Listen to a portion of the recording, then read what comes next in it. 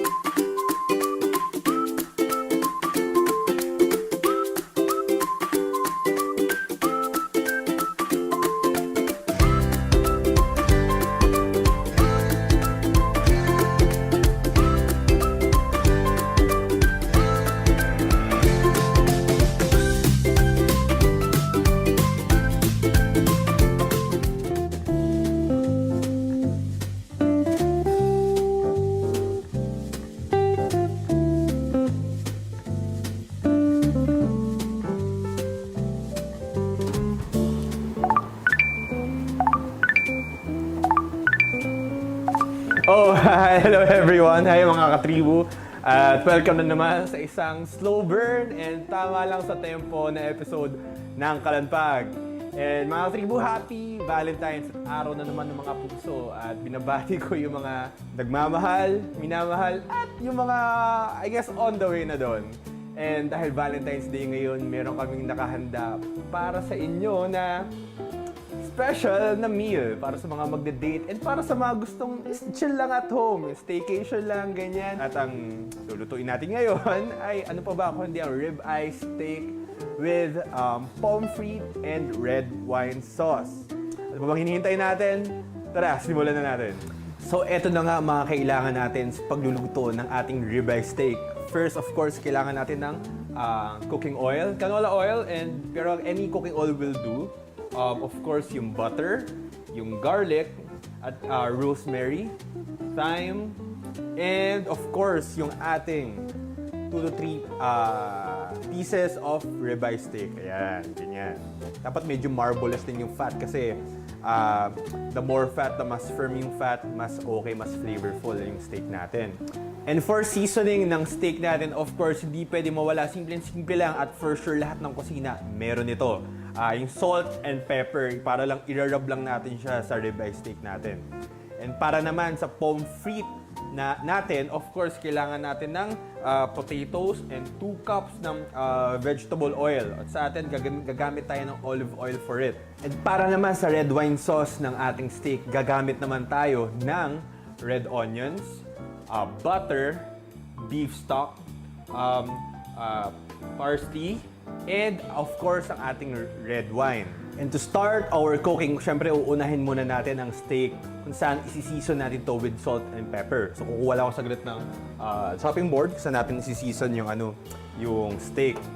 So simpleng-simple lang naman ang gagawin natin dito. Kukuha tayo muna ng isang steak. Ilalapat natin dito sa ating chopping board. Ganyan. Yan. Kailangan sakop pa and be generous sa paglalagay. Pero wag naman sobra. Yan. Lagyan natin ng konti. Yan. I-rub lang natin and we're gonna flip it over. And of course, yung kabila naman. Make sure na lahat ng parts ng meat ay covered ng seasoning natin, ng ating salt and pepper.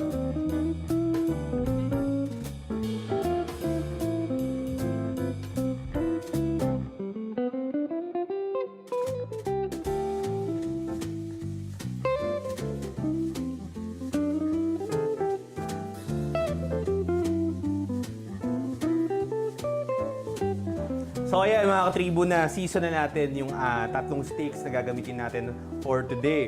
So, ang sunod natin gagawin, sisimulan na natin yung kalan, bubuksan na natin. Pag mainit na yung kalan, ito, yan, medyo mainit na rin siya agad. Ilalagay na natin itong cooking oil muna. Ayan, mga katribo, since mainit na yung oil, sunod naman natin ilalagay ay yung butter. Pero kukunin ko muna yung spatula natin. Okay. So next, yan.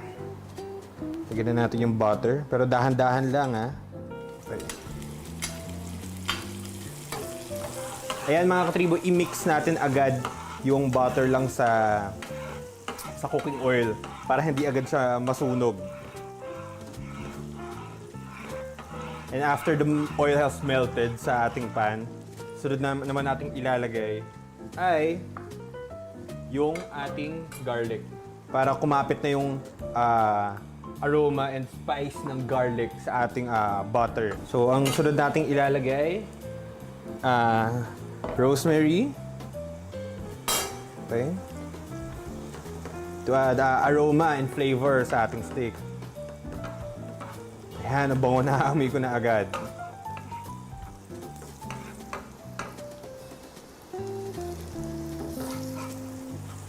Okay. Ngayon maiinit na, ilagay na natin yung ating mga spices. Pwede natin simulan ilagay ang ating steak. So first, lagay na natin isang steak dito. Pero tandaan natin, mabilis na natin ilalagay ito sa kalan para hindi siya maging well done agad. Yan.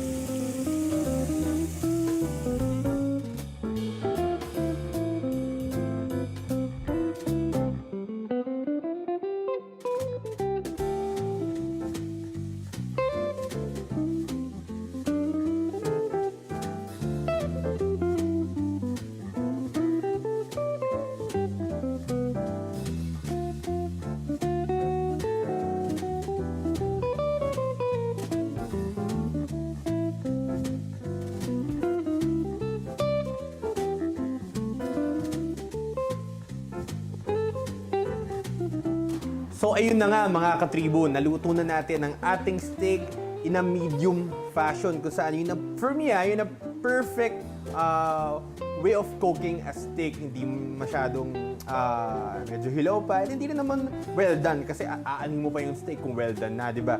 So ayun na nga, ready na siya dito at sunod naman natin gagawin ang ating pommes frites na parang pinasosyal lang naman na french fries pero yung babagay pa rin talaga sa setting ng ating wine. And for the pommes frites, first we will cut the potatoes in a size na kasing laki lang and kasing lapad ng ating index finger. So,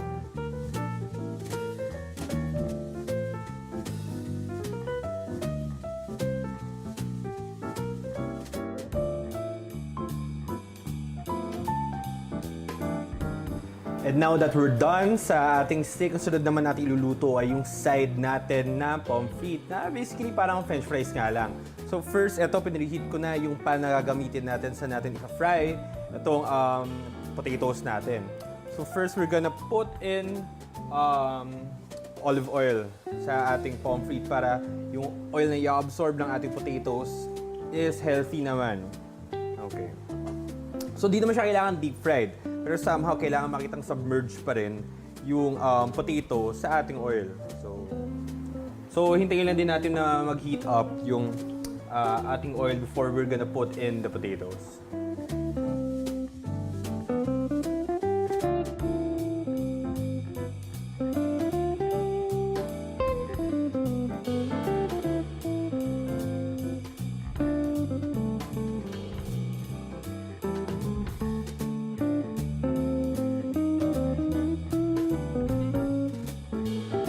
So habang niluluto natin yung potatoes natin or yung pommes frites, medyo mag-multitask na tayo dito para hindi sayang yung oras since medyo matagal maluto yung potatoes.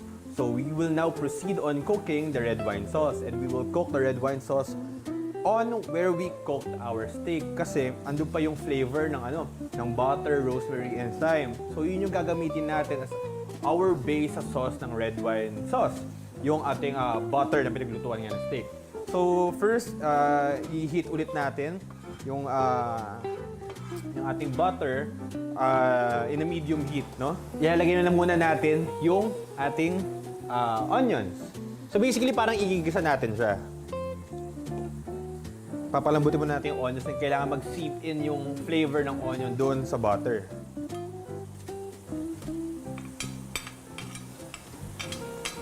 And now na, di ba, nailagay na natin yung onions, and since we were cooking this for almost a minute na, eh medyo nag-brown na nga yung yung onions, di ba, and nagsusoften up na siya. Sunod nating ilalagay ang pinaka-importanting ingredient ng ating red wine sauce, in which yung red wine. Na 2/3 lang naman dapat yung measurement, no? Sarap. Sige. Mamaya babawasan natin to. Para naka-pair sa ating steak. Bango. Grabe.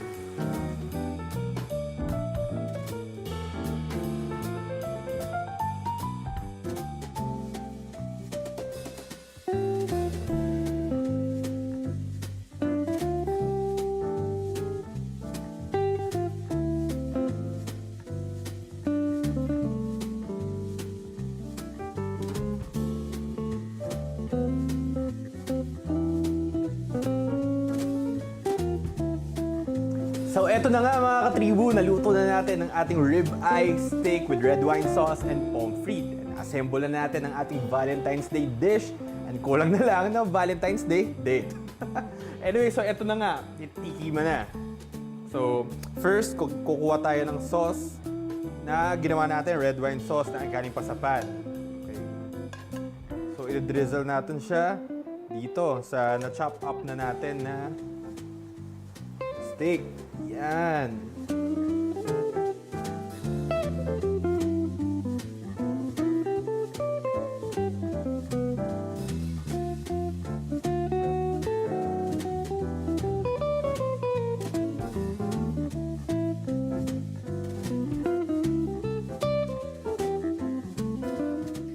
So okay, titikman na natin ngayon ang ating rib-eye steak with red wine sauce. Okay. So kakat lang tayo ng small piece dito. Alright. Yan. So, yung perfect na nag-complement ang taste ng ating red wine sauce sa style ng cooking ng ating steak na medium lang. And I'm surprised on how it turned out na perfectly medium yung pagkakaluto ng ating steak. So, salamat mga katribu sa pagsama sa akin ngayong araw ng mga puso. At ating lagi tatandaan, medyo man o wala, nasaktan man o hindi, huwag matakot, huwag mahal muli. Ako po inyong katropa nagmamahal, Alvin Kasiban.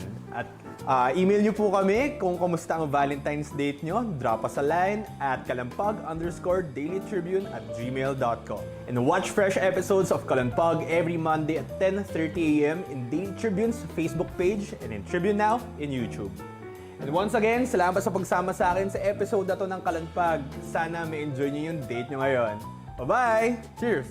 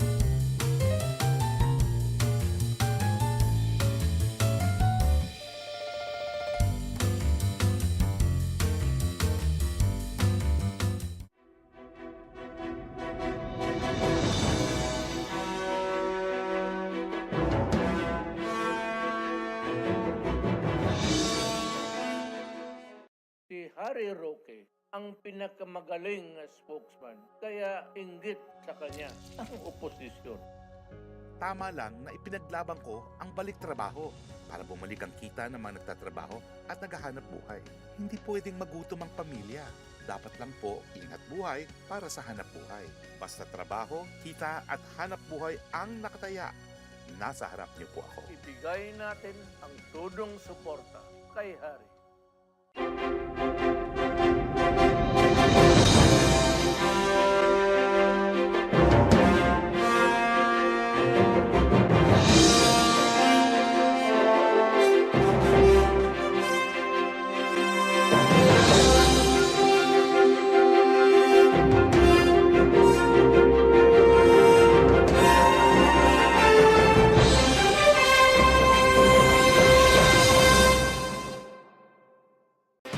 Mga impormasyong direktang makukuha mula sa sources at diretsahang usapan. Yan ang ating daming sa inyo sa programang Straight Talk. Samahan nyo kami sa makabuluhang talakayan live tuwing Martes alas 10 ng umaga sa official Facebook page ng Daily Tribune at Tribune Now on YouTube.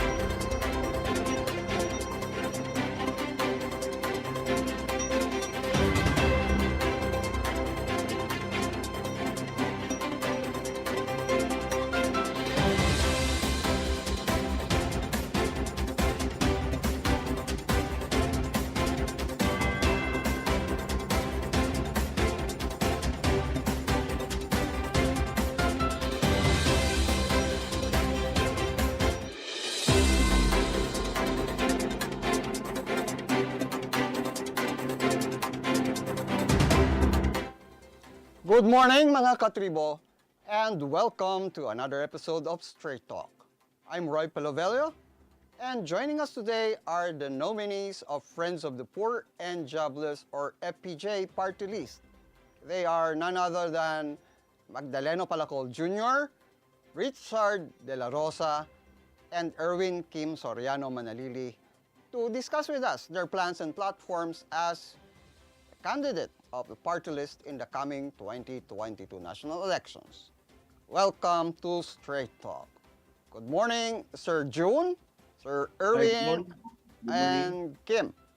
All right. Good morning. Siguro unahin ko. Unahin ko muna si Sir June, Sir Erwin, and Sir Kim. Can you please briefly tell us about yourself, your personal circumstances, and what made you believe you are qualified personally to represent your party list in the coming, kung mananalo kayo sa May 2022 elections? Go ahead, Sir June. Ako nga pala si Mr. Magdalena Palacol Jr., ang first nominee. Ako po ay isang retired banker. For 43 years na po ako naglingkod sa 4 na bangko. At ako naman po ay naging provincial board member ng Lalawigan ng Laguna for 3 terms, 9 years po ako. 1995 to 2004.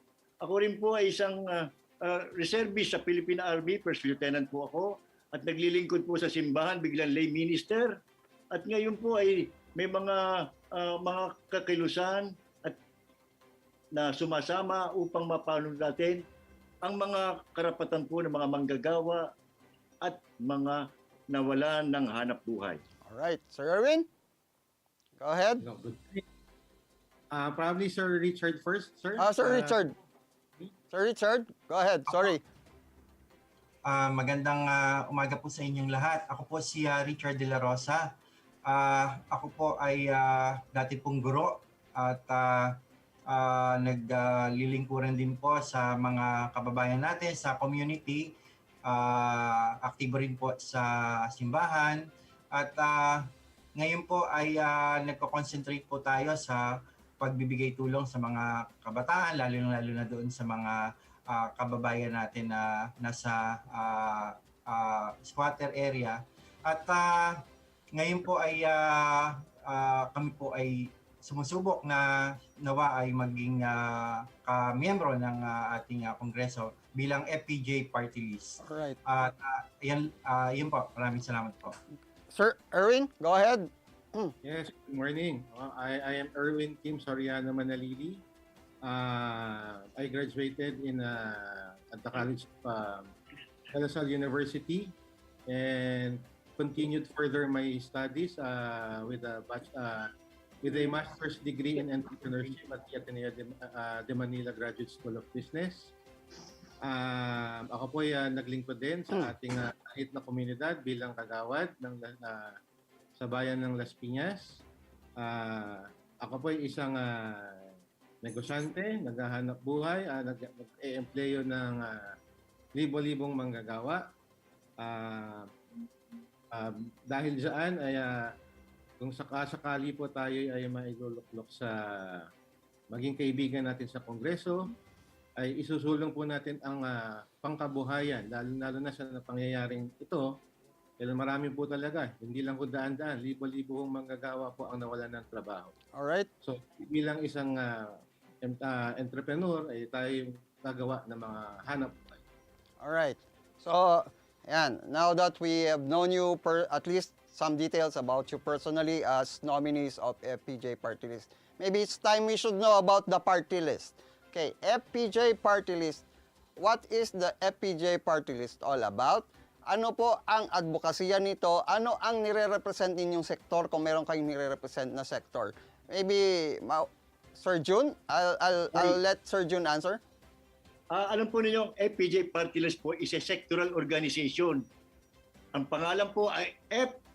Ang ibig sabihin po ng F ay Friends of the Poor and Jobless. Kami po ay organisasyon ng mga professional at may maganda rin naman po ang naging kalagayan sa buhay. Nang layunin po ay tumulong po sa mga mahihirap. Sapagkat naniniwala po kami na kahit anong klase pong karangalan, kapangyarihan, at katanyagan ay baliwala kapag hindi tayo nakatulong sa ating mga maliliit.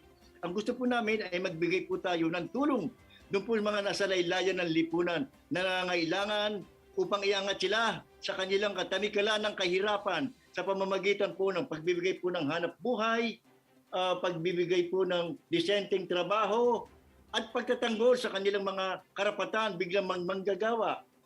At bigyan din tayo ng mga oportunidad, pagbibigay po tayo ng oportunidad sa kanila upang makapamuhay sila na maganda. Yun po lamang aming kanuhan dito, Alright. ang aming misyon, poverty alleviation para sa mga mahihirap. Alright, Sir June. Thank you. Sir Richard, let me ask you this question. FPJ, ito yung acronym ng isang kilalang aktor na mayapa na. at dating naging kandidato rin bilang presidente, Fernando Po Jr. Nakita ko yung inyong Facebook, mukhang yung litrato niya nagagamit din at ipinapahayag ninyo. Does FPJ Party List have any relationship with the family of the actor? Nakita ko rin doon ang litrato ni Senator Grace po. Ang FPJ ba ay may kaugnayan sa politiko na katulad ni Senator Grace po? Go ahead, Sir Richard. Ganito po, ang FPJ po ay nabuo po ito noong 2010. At nagkataon naman po na kami po ay inspirasyon po namin ang dati pong Fernando Po Jr. At nagkataon na ang kami po na magkakaibigan ay tumutulong sa mga mahihirap at sa mga walang trabaho. Nagkataon po na Friends of the Poor and Jobless ay FPJ, ngunit ito po ay kumakatawan din o parang sumisimbolo din sa mga kabutihan na mga ginawa ng ating dating kandidato para presidente na si Fernando Po Jr. Marami po kaming kinukuhang inspirasyon sa kanya, lalong-lalo na yung pagtulong ng wala pong iniisip na kapalit.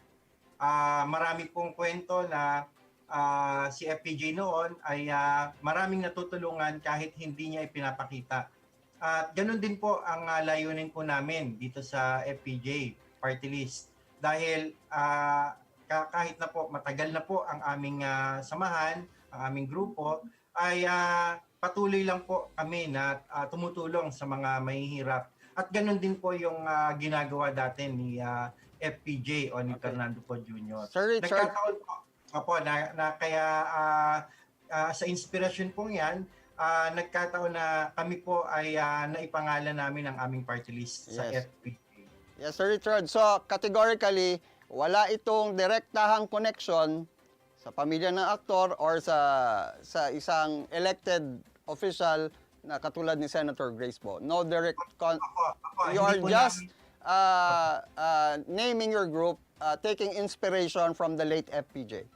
Opo, hindi pa po namin siya na personal na nakikita at ngunit kami po ay umaasa na nawa ay sa isang pagkakataon ay makasalamuhan rin po namin siya.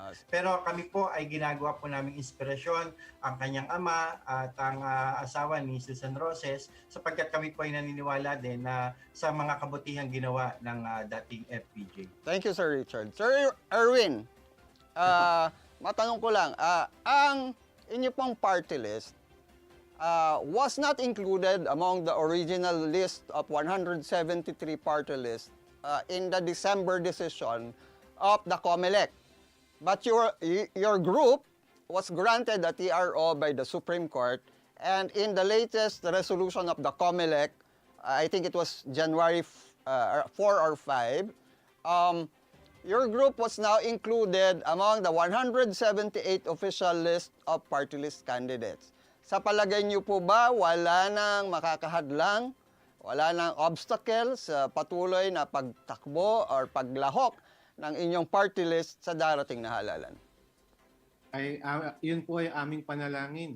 Kumbaga nung una po nga, tama po kayo, nung una ho talagang kami na-disqualify na. Again, it is a miracle for our group na we were granted the TRO by the Supreme Court, plus including us in the upcoming election. Sana po matapos na po doon at sana po sa pamamagitan ng pagduluklok po sa amin kami po ay tuluyang po makatulong sa ating mga kababayan. Ayan. Salamat, Sir Erin. Anyway, balik tayo kay Sir June. Okay, para naman alright, this is the first time po, as far as I know, correct me if I'm wrong, that your group would venture into the party list elections. Ika nga, to join the fray sa electoral fray nito sa May 2022. So, kung kayo po ay maupo, paano niyo po madi-differentiate yung grupo? Kasi napakarami ng mga partido rin, mga party list group ang nagsulputan. So, what's the unique offering na maiaalay ng inyong grupo sa ating mga kababayang Pilipino para masabi nyo na karapat dapat na mailuklok ang inyong grupo at magkaroon ng representasyon sa Kongreso? Sir June, go ahead. Ganito po yan, sinasabi po sa nating 1987 Constitution na nagkaroon po tayo ng party list. Ng purpose po ng party list ay representative po natin ang mga marginalized group, yung mga mahihirap, walang boses, hopeless, voiceless, homeless, at needy. Yung po sinasabi talaga sa 1987 Constitution upang represent po mga marginalized. Ngunit nagkaroon po ng mga tinatawag natin ng mga desisyon po ng Korte Suprema na nagbago po sa anyo ng party list. Nagkaroon po dyan ng iba-ibang klase na po inire-representante nila. Kaya para bang naging taliwas na po ito sa espiritu ng Constitution natin. Iba-iba na po. Ang sinasabi po lamang ay yung karapatan ng mga maliliit na walang karapatan na maging boses sa Kongreso at paglaban ang kanilang mga kalagayan upang mapagbuti ang kanilang buhay. Yung pong aming pagkakaiba. Kaya nga po kami po ay nagkaroon po, naglista po kami ng mga organisasyon sa mga depressed area sa Manila, sa Quezon City, Malabon, Pateros, at sa buong Metro Manila po naglagay po kami ng mga regional headquarters dahil nalalaman po namin naririto po ang sektor na aming kinabibilingan. Ngunit hindi po lamang yan, kami po ay nagsama rin po ng mga lalawigan na may mga mahihirap na mga tao at maralitan na kinakailangan ng boses ng isang kongreso na kaibigan nila upang i-represent ang kanilang mga pangangailangan. Yun po lamang Alright. ang aming pong gustuhan. Ayan, maliwanag naman po, Sir June. Sir Richard, matanong ko naman po kayo. Kasi party list groups or representing various interests. With the latest Supreme Court decision, sinabi rin may yung mga groups with common advocacies can form a legitimate party list organization. Ngayon, siyempre, you are offering your services to our people. Meron kayo, sabi niyong paglilingkuran nyo, lalo na yung job generation, yung poverty alleviation. Meron na po bang masasabing track record ang inyong grupo for our voters to be confident enough na sabing, seryoso yung mga ito, hindi lang ito naghahanap ng pwesto, mapaupo lang sa pwesto at magkaroon ng kapangyarihan. So that ano yung track record na maipakita nyo para magkaroon ng kumpiyansa yung ating mga botante na piliin ang inyong grupo sa isa sa mga party list na iluluklok sa Kongreso. Go ahead, sir. Opo, maraming salamat po, Sir Roy. Katulad nga po ng nabanggit ko kanina, since 2010, kami po ay naglilingkod na po sa ating mga kababayan. Nag-umpisa po kami doon sa aming tinutulungan ng mga kabataan at nag-umpisa kami doon sa mga preschool. Sa ngayon po, yung mga preschool na yon ay may mga nakagraduate na rin po sa kolehiyo. At yung mga nakagraduate naman pong iyon sa kolehiyo ay nakatulong na rin po ngayon sa amin upang magpaaral din ng mga ibang mga mahihirap na mga kabataan. At ito pong mga kabataan na to hindi lamang po yung mga natulungan, kundi pati yung kanilang mga pamilya. At sabi ko nga po kanina, hindi po kasi kami ganun kakilala. At hindi po namin talaga ibinabandera yung aming mga ginagawa. Sapagkat kami po ay mga pribadong individual. Ngunit po, nitong mga nakaraang taon, patuloy po silang dumarami. Kumbaga, ngayon po na marami po kaming natulungan, marami rin po ang gusto pa pong humingi ng tulong sa amin. Kaya nga po yung grupo ay nag-isip na kung paano pa kung may makakatulong at nakikita po namin na kung yung katulad po namin na kasama po ng aming mga miyembro ay mabibigyan po ng boses sa Kongreso. Kami po ay magpapasa ng batas na nauukol doon sa total free education. Magmula po preschool hanggang college po.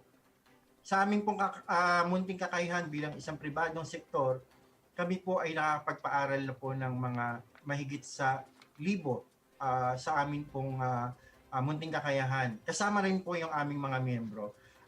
Nag-uumpisa po yan sa mga daycare, pa isa-100 po, mga voluntaryong mga teachers, at pagka nakatapos na po doon, sila po ay ipapasok naman po namin sa mga elementary school at bibigyan po namin sila ng mga gamit nila sa pang-araw-araw nilang pag-eskwela at yung mga kanilang mga magulang binibigyan po namin ng mga livelihood training para hindi po lahat ay inaasa po sa grupo. At sila po sa pamamagitan noon, magkakatrabaho na po sila at sila na po ang nagpapaaral sa kanilang mga anak. At yung mga hindi po kaya po talaga, sila naman po ay yung aming pong tinutulungan. Kaya po parami sila ng parami. Ngayon po, dahil na hindi nga po namin makakaya na kung sa pamamagitan po ng party list at pagpapasa ng mga batas na yan, matutulungan po natin ang mas nakakarami. At hindi lamang po yun, kundi pati yung kanilang pamilya. Sawa na po kasi tayo doon sa patuloy na naririnig po natin, tutulungan ng mahirap, tutulungan ng mga nasa laylayan ng lipunan, pero napakarami pa rin po ang kulang at naghahanap ng mga tutulong sa kanila. Sa amin pong ginagawa, hindi na po bali isa ang matulungan po namin. Hindi bali na po dalawa ang matulungan po namin. Kung hindi po namin kasi kaya na libo ang tulungan, tinutulungan po namin yung mga paisa-isa. Kaya po doon po kami nag-uumpisa at ngayon po dumadami na po sila. Alright, sir. Kung sakali nga po at ito po ay makikita po ng mga karamihan, ito po yung mga sila-sila lang din po yung mga ordinaryong tao na nandoon po sa bahay, nagtatrabaho sa bahay, inaalagaan yung mga anak. Alright. Kaya po ngayon gusto po namin maipabatid sa buong Pilipinas na meron po at kung magkasama-sama po tayo po ay magtatagumpay dito at mawawala na po sana ang kahirapan dito sa ating bansa. Salamat, Sir Richard. Mga katribo, stay tuned. We will be back with FPJ party list nominees after a few reminders.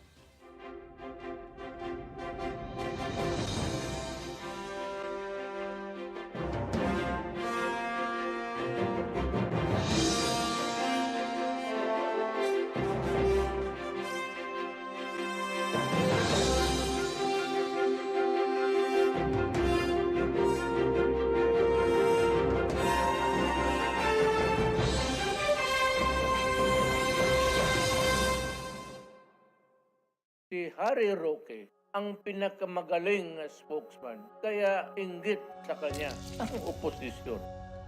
Tama lang na ipinaglaban ko ang balik trabaho para bumalik ang kita ng mga nagtatrabaho at naghahanap buhay.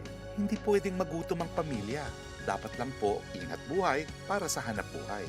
Basta trabaho, kita at hanap buhay ang nakataya. Nasa harap niyo po ako. Ibigay natin ang tudong suporta kay Harry. Alamin ang latest entertainment at sa mga paborito niyong celebrities kasama si Pocholo Concepcion sa programang WhatsApp. Makibanding at kwentuhan kasama ang mga kilalang personalidad sa entertainment industry. Sama-sama natin silang kilalanin at silipin ang makulay nilang mundo every Tuesday at 2 p.m. Kaya sit back and relax lang kayo mga katribu. Hanapin at ilike ang Daily Tribune Facebook page at Tribune Now on YouTube. Dahil sagot na namin ang masayang kwentuhan dito lang sa WhatsApp.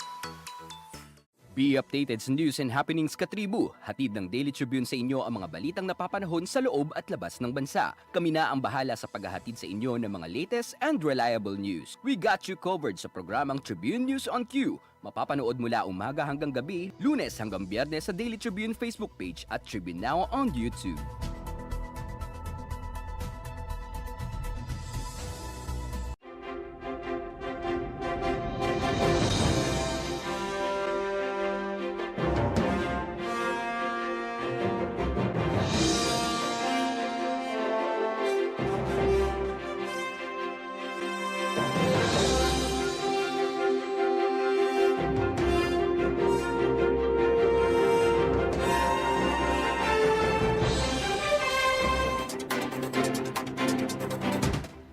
You're still watching Straight Talk with Daily Tribune, and with us still are nominees of Party List FPJ. Kasama po natin si Sir June, Sir Richard, and Sir Erwin. Kanina natanong ko si Sir Richard. Sir Erwin naman ngayon tututukan ko, nabanggit nyo, negosyante kayo, may mga na-employ, okay. In the matter of joblessness at kawalan ng trabaho sa ating bansa, ano naman po ang balak iambag ng FPJ party list para ma-address tong problemang ito? Actually, one of our focus is yung HEAT. Acronym siya for Health, education, employment, and dwelling. Me, being a businessman, I will be focusing on employment, job creation. Sa panahon ngayon ng pandemya, alam naman ng lahat, hindi lang naman ito sa global pandemic, kahit buong mundo po ay maraming nawalan ng trabaho. Ngayon, bilang dito tayo sa kaibigan niyo sa Kongreso, talaga tayo magsusulong ng pangkabuhayan. Kumbaga, job creation ba, yung simpleng mga trabaho ibibigay natin sa mga, let's say, the poor, ito tulad ng ginagawa na ng grupo, talagang tinuturuan namin silang gumawa ng livelihood programs. In the same manner, natuto na sila, kumita na sila, sila naman din ay tutulong sa amin upang yung mga anak naman nila ang kanilang pag-aralin. Yung mga napag-graduate na ho naming mga estudyante, talaga mo naman talagang nag-signify na po sila na sila ay tutulong sa amin upang yung programa at yung focus namin ay talagang maisakatuparan. Alright. Sir Jun, thank you. Sir Erwin, babalik kasi ako kay Sir Jun, kaya medyo nalito tayo ng konti. Sir Jun, sorry Sir Erwin. Anyway, Sir Jun, matanong ko naman kayo. Kasama dun po sa inyong platform, yung health, education, yung health, kasama, correct me if I'm wrong, I understand kasama sa platform niyo yung cash incentives to encourage vaccination. Paano po mag-work ito at confident po ba kayo na magagawa nito yung objective na maparami ang nagpapabakuna sa ating mga kababayan? Naniniwala po ang APJ na pag tayo po ay nagbigay ng cash incentive sa mga tao, ay marami po ang magpapabakuna sapagkat malaking bagay po ang cash incentive na ito, magpapababago sa kaisipan. Lalong-lalo na po yung mga nasa ilalim ng lipunan. Sapagkat natatakot po sila sa nangyari po nung nakaraan sa Dembaksya, karamihan po naging biktima ay mga mahihirap. Ngayon po, pagka nagkaroon ng ganyan incentive, na kinakailangan po talaga naman, pagka nakakuha tayo ng isang cash incentive na monetary value po ito, alam po ninyo, ang pinakamataas na batas sa lahat ay batas ng sikmura.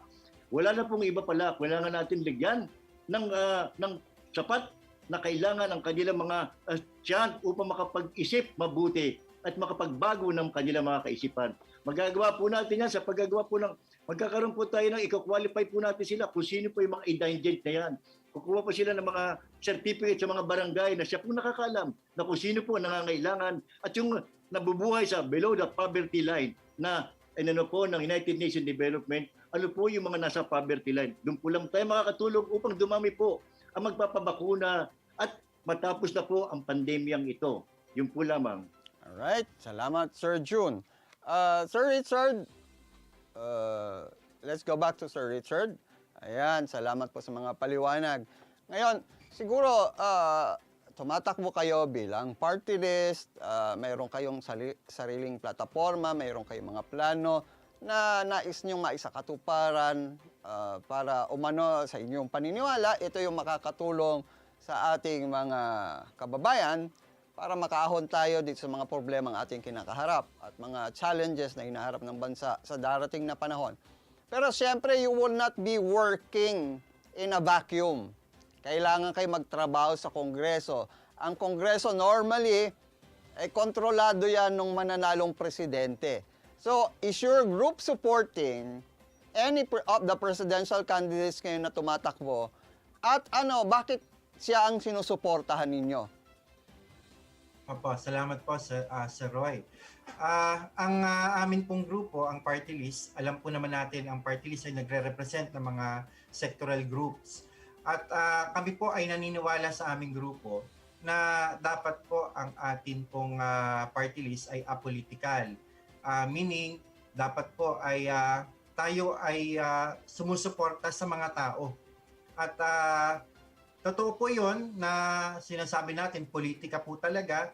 At pagdating po dun sa Kongreso, ang realidad po niyan talagang majority wins. At kung hindi ka sasapi o aanim sa kanila, ay maaaring yung mga proyekto at mga programa mo ay hindi po masusuportahan. Ngunit ito po naman yung amin. Basta nasa tama po at nandoon po ang programa para sa ating mga kababayan, kami po ay susuporta. Hindi po kami parang makikipagtunggali o palaging kokontra. kami po ay makikisama. Kami po ay magkakaroon kami ng pagkakaisa na ang kapag ito ay ang programa na ito ay para sa mga mahihirap at para sa mga walang trabaho, para sa ating kababayan, 100% po kami susuporta. Sa tanong po ninyo kung kami po ay may sinusuportahan ngayon na sa pagkapangulo, sa mga panahon po ngayon, no, kami po ang party list ay wala pa po kaming sinusuportahan na aming pangulo. Ngunit individual po, may mga tinitignan na po kami. Meron po kaming mga kanya-kanya pong paniniwala at nire-respeto po namin ang bawat isa. At kung doon naman po sa tanong po ninyo na kung sakali na may sinusuportahan po kaming isang kandidato na sa pagkapangulo, kami po ay magkakaisa bilang isang party list. At siguro sa mga susunod na panahon, malalaman po natin yan. Pero sa ngayon po ay kami po lahat ng mga kumakandidato na sa pagkapresidente ay amin pong sinusubaybayan, tinitignan po ang kanilang kwalifikasyon at tinitignan po namin kung saan po ang grupo ay buong 100% na susuporta sa kanilang programa. Ayan. Salamat, Sir Richard. Sir Erwin, kayo naman po siguro ang aking tatanungin. Hindi naman siguro, I don't want you to have any differences na conflict with any of your group. Pero tatanungin ko rin kayo sa similar question. Sa palagay niyo po ba, so far ngayon, wala pa dun sa mga presidentiables natin ang sumasalamin sa inyong adhikain or that your interests are in harmony. Kaya wala pa kayong sinusuportahan sa sandaling ito. And corollary to that, kasi po, ang reality rin ng pagkakampanya, the party list is not just campaigning like ordinary congressman na limitado, parang local official lang. You will be campaigning on a nationwide basis. So, yung iba po dyan, sumusuporta sa mga presidentiables for the practicality na pwede silang dalhin ng mga kumakandidato in a national position. So, ano po masasabi niyo tungkol sa bagay na ito? Ang kulay po ng aming grupo ay kulay po ng watawat ng Pilipinas. Ano po ba ibig sabihin ito? Ang nire-representa po natin ay yung buong Pilipinas. Kumbaga, kapwa natin Pilipino. Yes, yung mga kumakandidato rin naman po ay mga Pilipino. It's just that, kumbaga, tayo naman, kumbaga, ang magluluklok naman ho sa amin ay tao. Mga kapwa natin Pilipino. Kumbaga, kaya ho na hindi ho namin nilalagyan ng kulay dahil sa kadahilanan po na kami po ay kaibigan ng masa, kaibigan ng Pilipino, kaibigan ng mga nawalan ng trabaho. So lahat po yun, kami ang magre-represent pa sa kanila. Kumbaga, parang hindi naman tayo, parang wag natin po lagyan ng kulay. Kaya ang ginamit po namin kulay ay kulay po ng Pilipinas. Alright. Well said. Balik tayo kay Sir June. Good morning pa rin, Sir June. Ayan, nandiyan pa rin sila, Sir June, si Sir Richard at si Sir Erwin. Ayan, Sir June. Okay, sa panahon po ngayon na kayo ngayon inaalay ninyo ang inyong sarili bilang mga nominees ng party list na FPJ, palagay niyo po ba yung inyong mga sinasabing adhikain, yung mga layunin, hindi pa nako-cover ng ibang party list, kaya kailangan magbuo kayo ng grupo ninyo at ialay ang inyong grupo para meron bang void, meron bang kakulangan na pinupunuan ang FPJ party list? Opo, kaibigan Roy, meron po, marami pa pong mga dapat buuin po. Ang dapat po na kailangan po talaga ng mga hirap, katulad po itong isang Agra Reform Law. Ang ibig sabihin po nito, pagka po ang mga bangko po dapat ay nagpapautang sa mga agriculture at agrarian reform beneficiary. Pagka hindi po sila nakapagpautang ng certain percentage, ay sila po ay binibigyan po ng penalty. Penalty po is pag hindi sila nagko-comply sa loan portfolio na 15% na kanilang loanable funds sa agricultural at sa agrarian reform beneficiary. Nagkakaroon po doon ng penalty sa kanila. Ang napupunta po rito ay napupunta lamang po sa central bank na hindi po natin alaman kung ano nangyari sa kanilang sa mga penalty ito na malaking halaga. Dapat po lamang na dapat ang salaping ito ay gamitin po para sa agrarian reform beneficiary sapagkat pag dinila binigyan sila ng lupa, wala naman sila mga farm implement, mga gamit, bali wala pong pagbibigay sa kanila ng lupa. Sapagkat ang nangyayari po lamang pagka wala silang kapital, napipilitan po silang ibenta ang kanilang mga lupa na hindi po naayon sa espiritu po ng agrarian reform. Pangalawa po, yung napansin po rin namin, dito po sa mga report pa ng Commission Audit po, marami pong mga ahensya ng gobyerno at mga tao na nagkakaroon po ng mga unsettled liquidation advances. Hindi po nila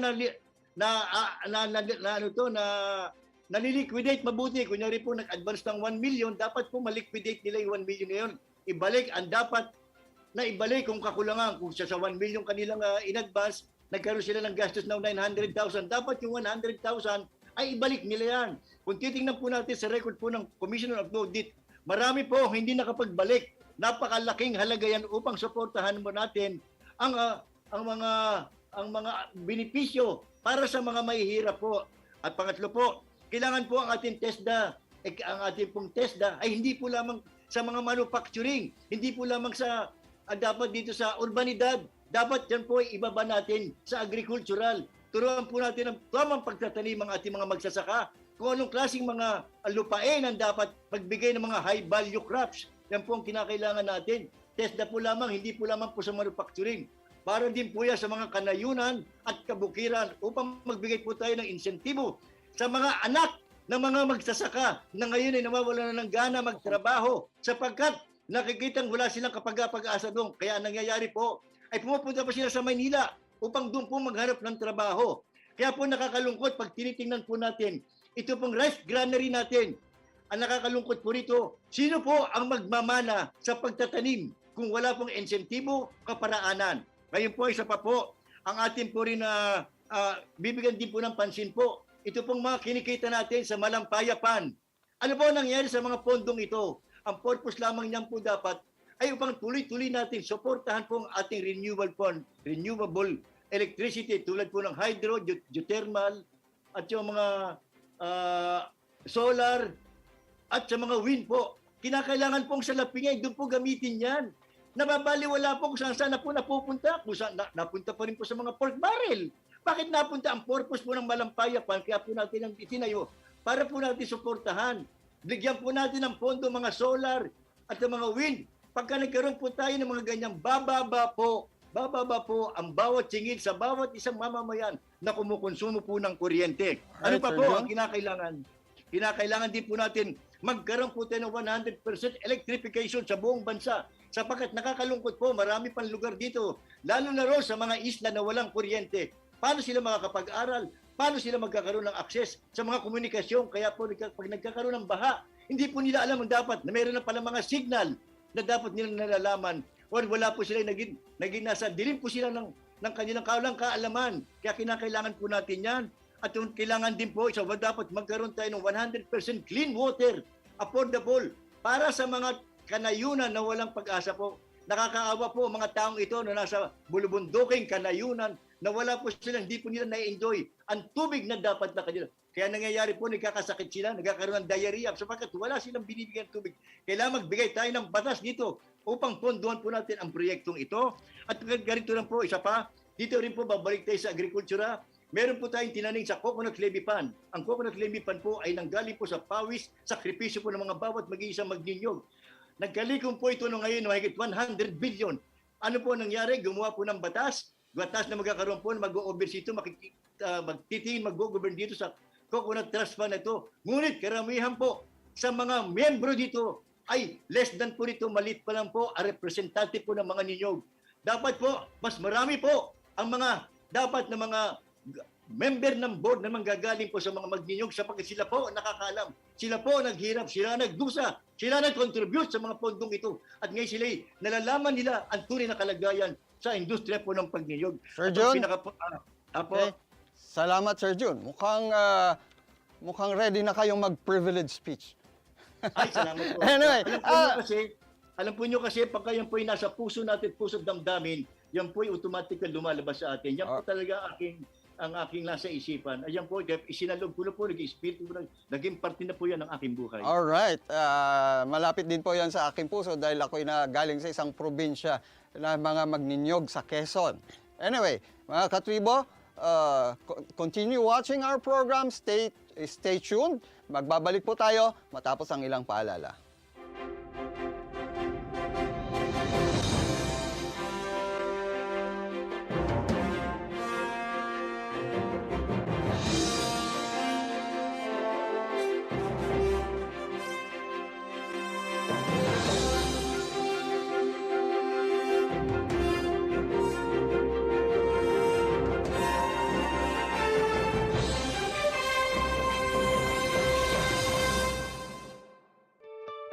Mga katribu, tara na't makiisa at matuto sa mga public service programs hatid ng Kalingang Katribu.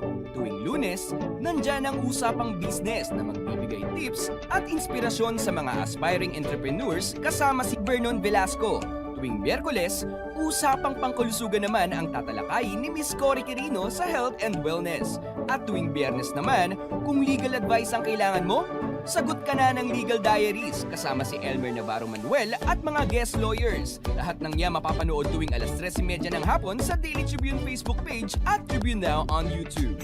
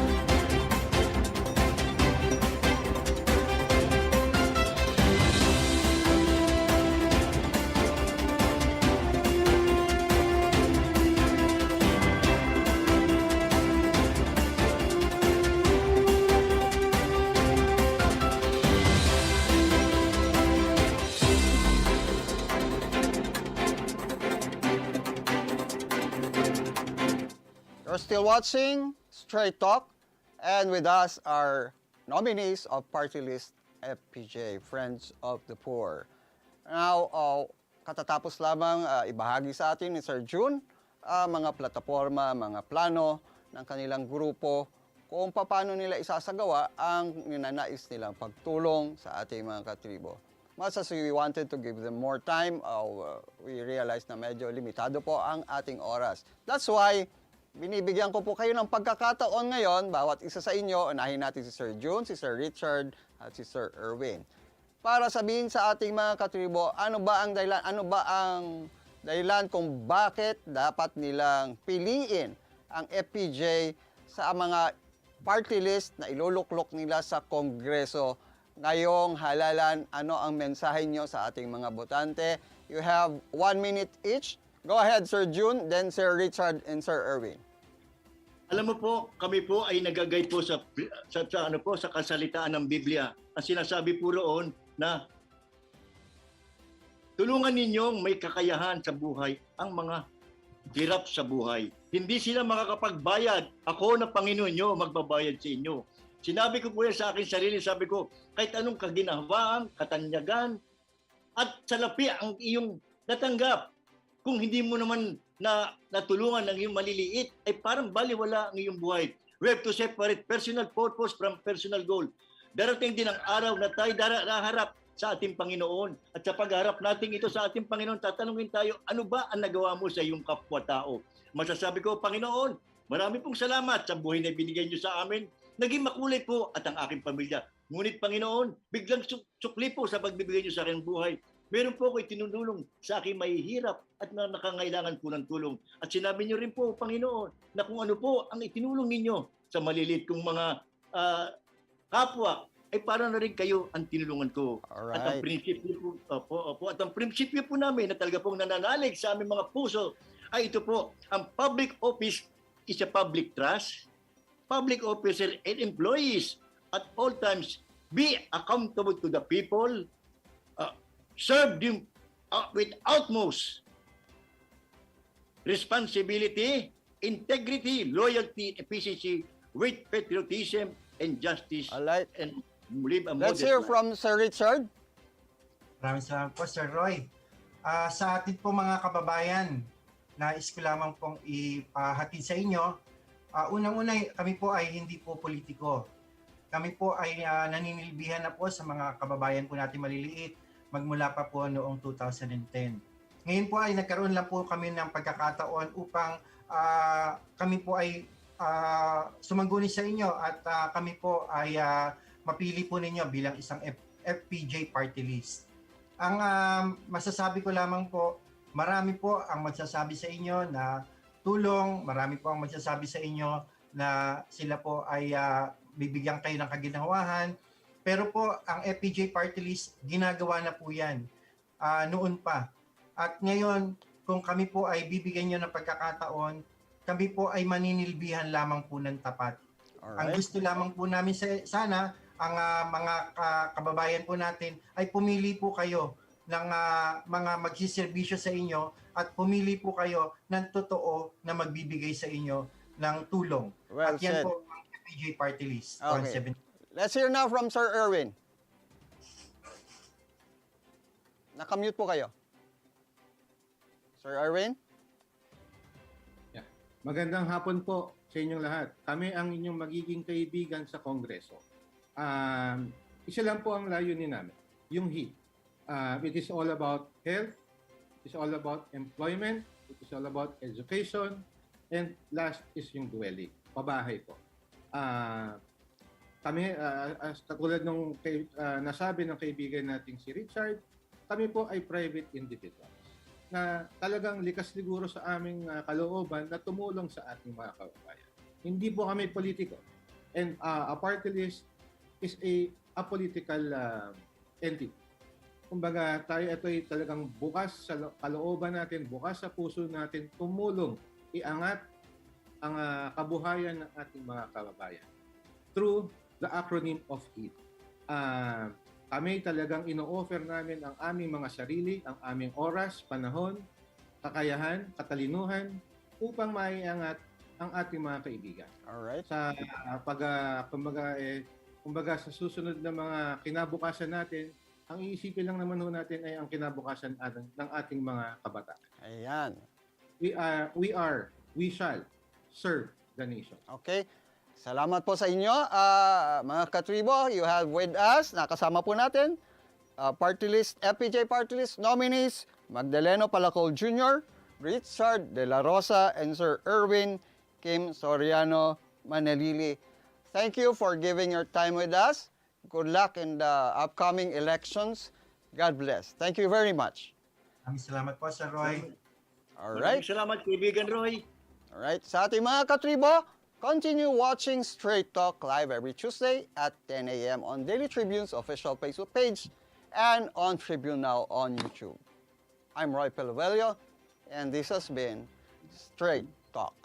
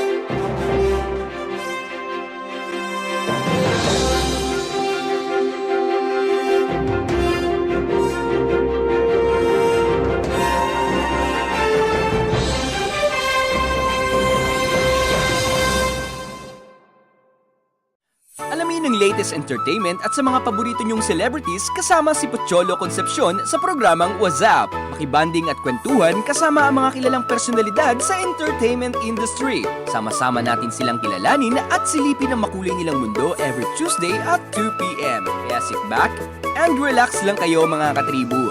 Hanapin at ilike ang Daily Tribune Facebook page at Tribune Now on YouTube.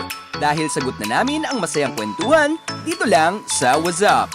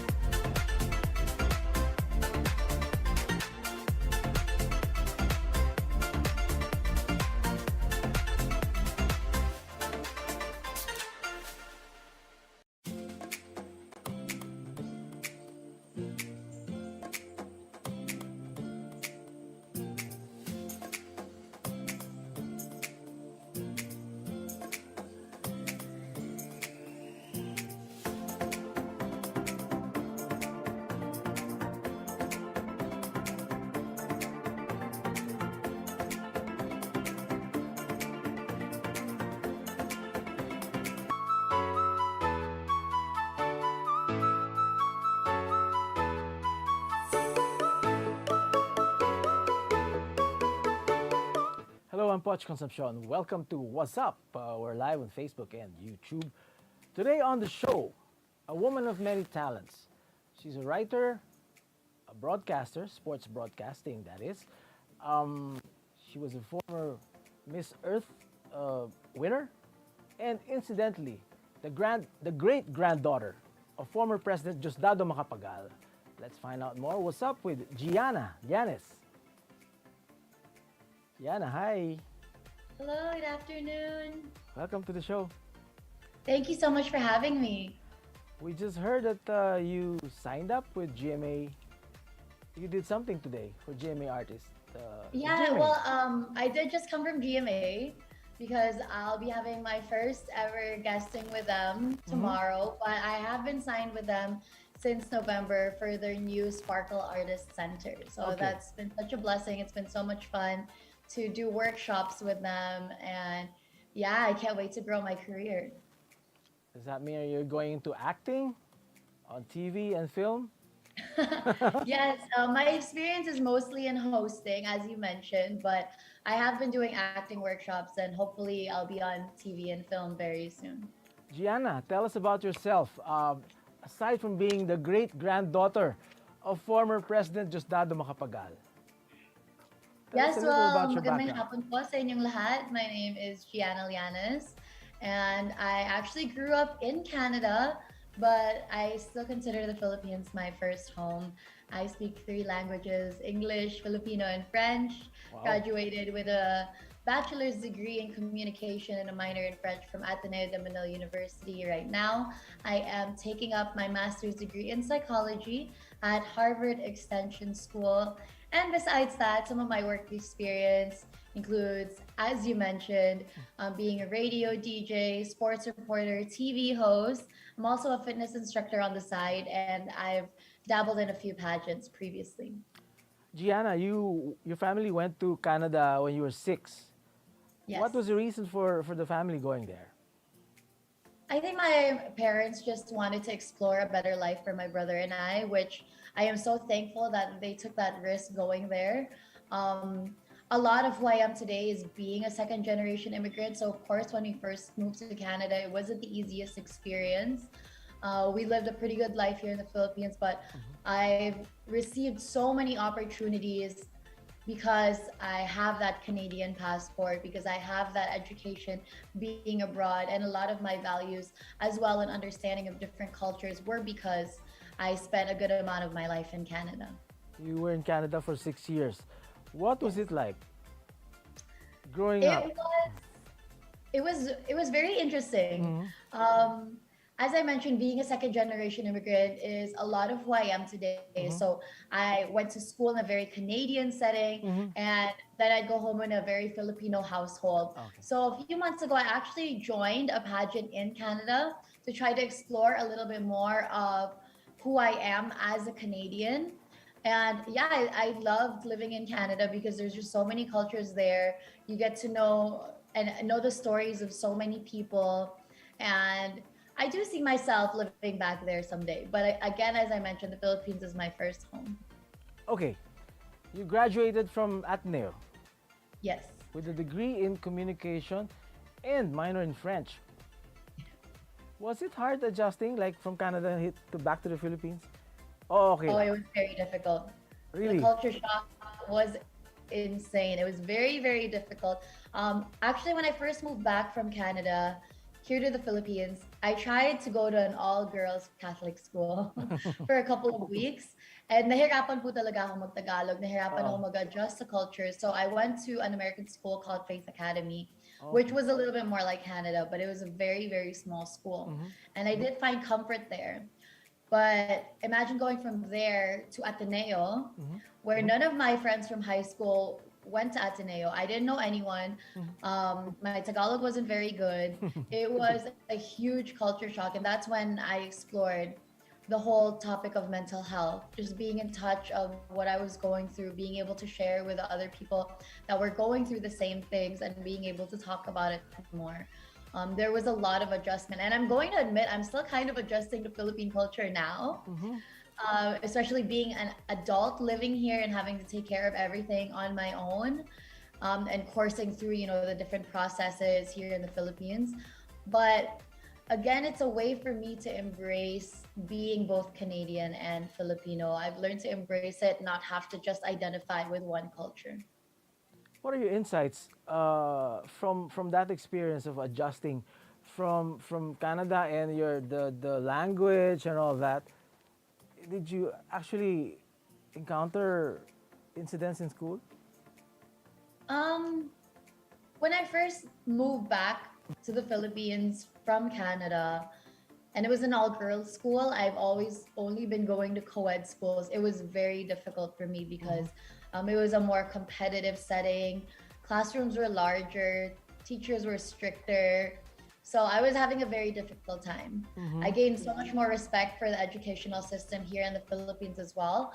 But I also saw the perspective of my parents and other immigrants moving to a completely new country, not understanding everything, having to build a new life. So that's why I did more research about immigration too, and about OFWs having to live away from their family. There's just so much into moving to a different country that we don't really acknowledge enough. In short, you were trying to find your identity. Yes. Okay. Yes. And then you were quite active. Your stint in sports broadcasting. Yes. I Did am. this come while you were in school, in college? Or after? Yes. Well, I actually played basketball Oh, for right. Okay. for around 6 years because I grew up in a basketball family. My lolo played basketball. My uncle was a coach. My brother played basketball his whole life. So I've been around the sport ever since I was really young. And then when I got into middle school, I played basketball till the end of high school. And I was interested in playing basketball for Ateneo, but because I went to an American school, it kind of collided with the schedule of tryouts. And I only had 1 week between high school and college, so I wasn't able to try out or anything. And that's when I found a love for sports broadcasting. My dad, who is a basketball lover, suggested that I try out. And good thing I had a good amount of knowledge in the sport already. So my very first gig was as a courtside reporter for the Adamson Soaring Falcons in UAAP season 77. And since then, sports reporting has been my first love. I've been sports reporting since 2014, been doing it nonstop. Every opportunity that comes with sports, I try to really embrace it. You're very good as a speaker, and you found it natural, and it's a fun job, right? Yes, it's so much fun. It's so much fun. And there's so much more to it as well. People just think, you go into the huddles and you get reports, but you really build a relationship with these teams, with their coaches, their managers, the players, their families even. And it's so cool because you hear the stories of these athletes, of the people involved in the sports industry, stories that a lot of people don't know about. So that's been really my motivation to just talk about the things that and shed a light on these athletes or people in the sports industry that don't get enough recognition. And then you also started writing for, is this the Canadian Bureau of the Inquirer? Is that right? Yeah, it was called the Philippine Canadian Inquirer. Okay. And that was a Philippine Canadian newspaper that was based in Vancouver. And that was a lot of fun. I was able to cover local entertainment, local sports, and major Canadian news. Not only did I write for them, I also reported through video. So that was really interesting. I was the youngest one in the staff. It was super fun.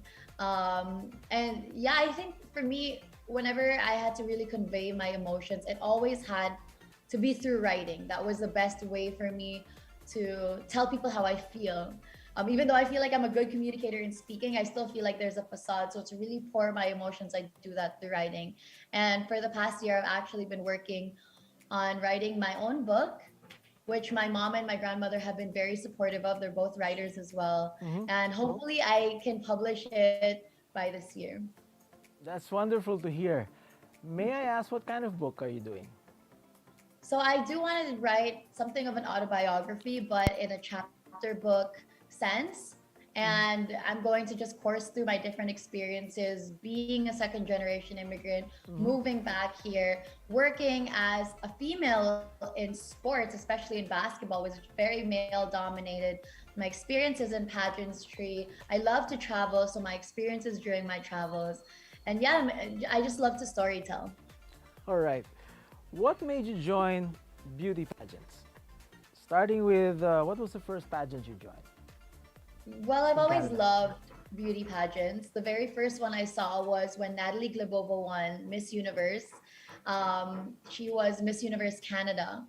And ever since then, I've really been following beauty pageants, but never thought I would be able to join them just because it's not my personality. I'm such a tomboy. I love being active. Before that, I really didn't like doing my hair, doing makeup. I'm really clumsy. and also, growing up in Canada, I wasn't the standard of beauty. And in the same way here in the Philippines, I'm not the stereotypical pretty Filipina. So I never thought that I'd be able to join pageants until a lot of people who knew me in sports really encouraged me to try to get into it because they said that I was a good speaker. And pageantry has been evolving throughout the years, not just to focus on physical beauty, but on your ability to speak as well and get your advocacy across. So my very first pageant was Miss World Philippines in 2018. I was 22 then, which is a late bloomer for a beauty queen. And after that pageant, I was like, I'm never going to join again. This is the most difficult thing that I've ever experienced because you are constantly compared to other women who are just as beautiful, who are just as smart, who are just as confident. And it's really a challenge of self-awareness and keeping yourself in check of how confident you are without the validation from other people. And I think I've been driven with that thought since then. So I've joined a total of 5 pageants, potentially might join a couple more because I only have a couple of years left. But I found a fondness to it. I think it's a lot of fun now. Coming from being a tomboy and not seeing myself in them, I actually really enjoy them now.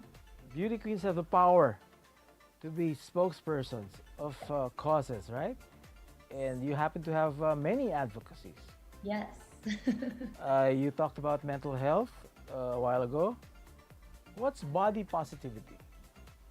So body positivity is just being able to embrace your own body and to embrace different shapes and sizes in both men and women.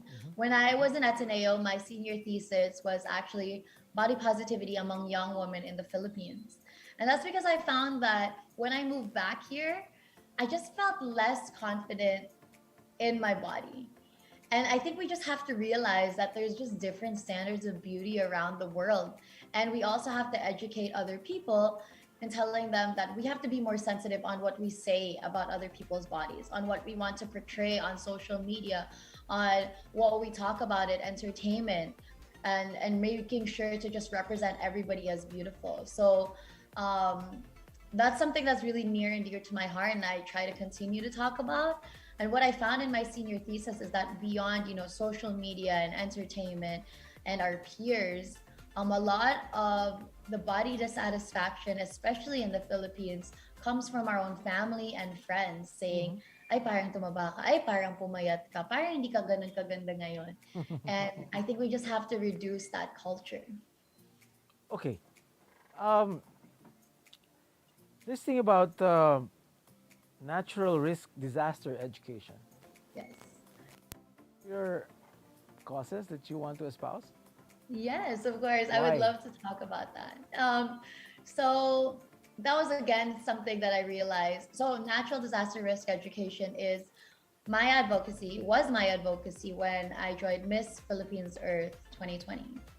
And the reason I wanted to zone in on that topic specifically is because growing up in Canada, we didn't really experience a lot of natural disasters, but my mom would tell me stories about what was going on here in the Philippines. And my brother actually grew up with asthma because he was a toddler when Mount Pinatubo erupted.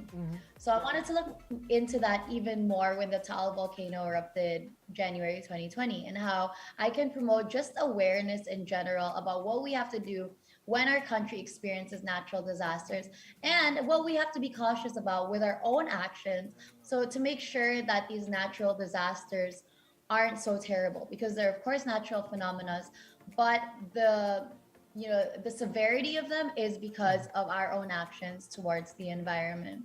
So I was able to work with the Department of Education in presenting presentations to different schools. This was pre-pandemic, about what we can do to prevent natural disasters and how to face them. And then I created my own initiative called Bughaw. And what we do is we just gather funds to people, for people that have found difficulty, have lost their homes, their jobs, and their loved ones through both natural disasters and the COVID-19 pandemic. So yeah, that's something I'm really passionate about, and I've been trying to work on for the past couple of years. I think the government needs you to talk about natural risk deduction. Yes, All right. Hopefully we do something bigger about it. Okay. What's up? We'll be back with Gianna Lianes after this short break.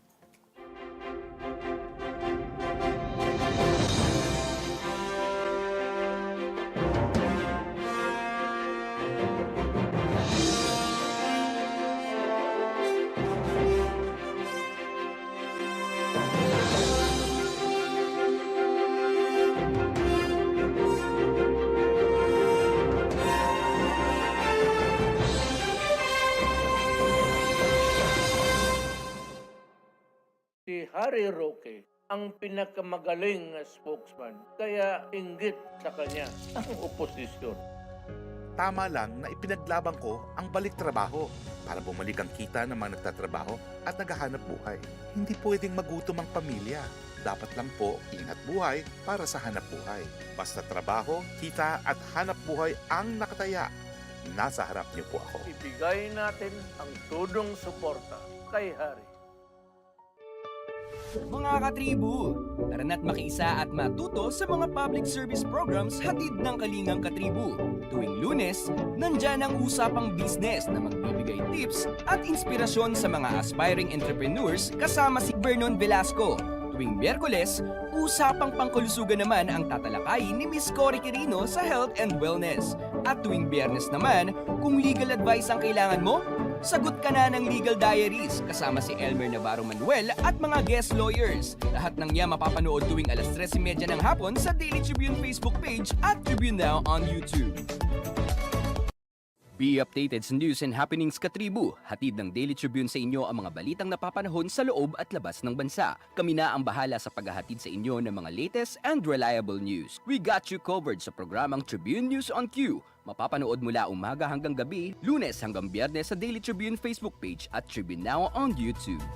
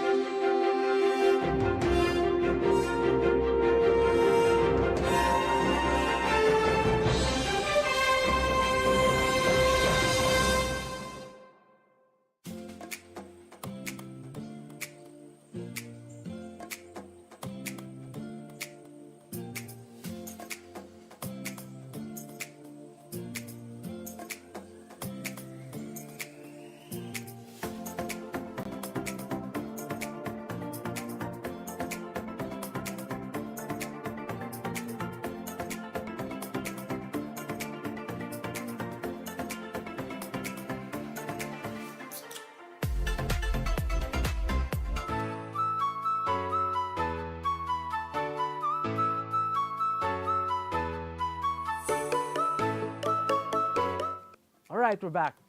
What's up with Gianna Llanes, who has accomplished so much at such a young age of 26?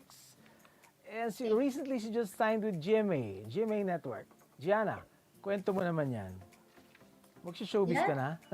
Um, it was an unexpected decision, but I've actually been auditioning to get into GMA for the past few years now. It was a long process of auditions. And during the pandemic, I got contacted by them to send in more audition tapes. So I got to the final casting. Tapos yon, January last year, we were told na we were the newest batch in GMA Artist Center.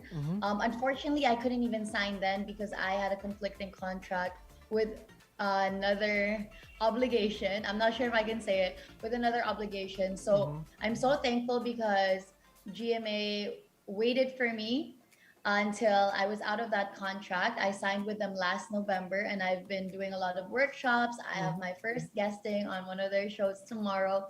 So I'm so excited for that. And ayun po, I can't wait for how my career will grow. Wow. Has acting really been part of your plan, dream? I knew I loved acting. I just wasn't 100% sure if I was good at it. Unlike hosting, I know that I'm confident in my hosting. I know I'm good at it. But with acting, I did musical theater when I was in high school. And I was in the senior play and all of that. And then I did some short films for ABS-CBN before, for one of their web series. So I did a lot of different episodes for them. I knew I was actually pretty good, but I wasn't sure how confident I was in it.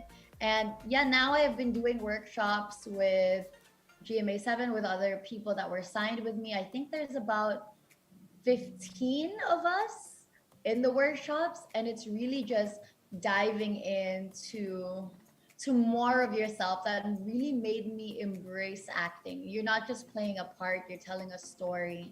So I can't wait to act more and for the roles I'm about to get. What kind of movies do you like? I love to watch movies because my mom's a huge movie buff. So whenever she finds a good movie, she always tells me about it. I love psychological thrillers. I love action movies. I do love rom-coms too. And I actually improved my Tagalog when I moved here from watching Filipino romantic comedies. So that's kind of my guilty pleasure. But my dream role is to play a villain. I'd love to play a villain. Yes. What kind of villain? Like name an actress, an actor, a female actor who has played such a role. Ooh. I love the sassy Angelina Jolie roles. I love just like suspenseful, you know, suspenseful roles na, I mean, it would be cool to have a love team, pero the woman is just so empowered on her own. Just roles like that, I don't know. Yeah, I would love to just play a villain. Okay. What else are you doing at present? Well, I just finished my third semester of my master's in psychology at Harvard Extension School. I'm doing the 3 prerequisite courses before I can officially dive and focus on just psychology. And it's been difficult. I will admit it's been very difficult. Online. Yeah. It's online for now. My Yes. last semester, we all had to be on Zoom, but of course, with the time difference, my class was from 10 p.m. to 1 a.m. Had a few mental breakdowns in between, but it's okay, powered through. And beyond that as well, I've just been, trying to grow my career. So there's a couple of basketball leagues that I'm about to report for in the next couple of months. And I also teach indoor cycling. So I'm getting back into that. And yeah, my free time, I love to box. And I have a dog. I live alone. I have a dog, so I like to play with my dog and to just travel. Wow. You're such an active person. I try to be. How many hours do you sleep? Oh, I love my sleep too. I make sure I get 8 hours. And that's the 8 fun part hours. about living alone. You can just go on your own schedule. Okay. What's a normal day like for Gianna? Ooh, I'd like to get up maybe around 8 or 9. And I like to cook breakfast and just hang out with my dog. And then in the middle of the day, go work out and then go to whatever hosting gig that I have to do. If I have workshops, we do that from 10 a.m. to 2 p.m. Monday, Wednesday, Friday. So that takes a good chunk of my day. And then at night, I just love to chill with Netflix. Okay. I'm a huge, my guilty pleasure is actually dating reality shows on Netflix. I've probably seen most of them. Okay. And then I sleep pretty early too. I just love to cook myself some healthy dinner and just go through that whole process. If I have class, that's in the evening. So yeah, just a regular day. What about this book you're writing? Did you set a specific time for it or? I tried to be consistent, but I found that it was very difficult to spark inspiration if I'm stuck in a specific schedule. I know some people can work that way, but for me, when it comes to creative juices, I just let them flow when I find inspiration. So last year, I did take a little bit of a retreat to a beach because I love the beach by myself and just really took that time to write most of my book. So I'm planning to take another little bit of a retreat when I have the time to. Where do you see yourself 5-10 years from now? Ooh. Still in the Philippines? Yeah, What you mentioned, you I'd be are- open to being here in the Philippines and I'd be open to being back in Canada too. I'm so lucky because I've been blessed with opportunities in both countries and I can see myself even raising a family in either country. Hopefully by then I'm done with my master's degree in psychology. And the reason why I actually wanted to study psychology was because I wanted to promote more accessible therapy for Filipinos who can't afford it here. Okay. So I wanted to try to find a way to provide that, and hopefully I can start doing that in the next 5 years. Maybe I'll be married by then. I mean, I'm 26 now, but we'll see. Okay. Because I still would love to have a family someday. Of course. Yeah, just to love to continue to travel the world. And of course, my first love is sports reporting. So I would love to report for the NBA. Like that would be the biggest dream. Wow. And I have applied a couple of times, so I'm gonna keep trying for that.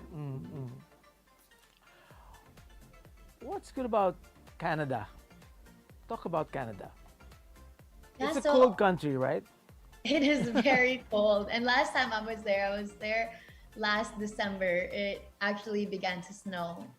But whenever I'm in Canada, I just feel so comfortable because the people are very, very kind. There's a decreased amount of racism there because you just see people from different countries everywhere you go, and they're pretty equal as well. Everyone has access to the same education, to the same work opportunities.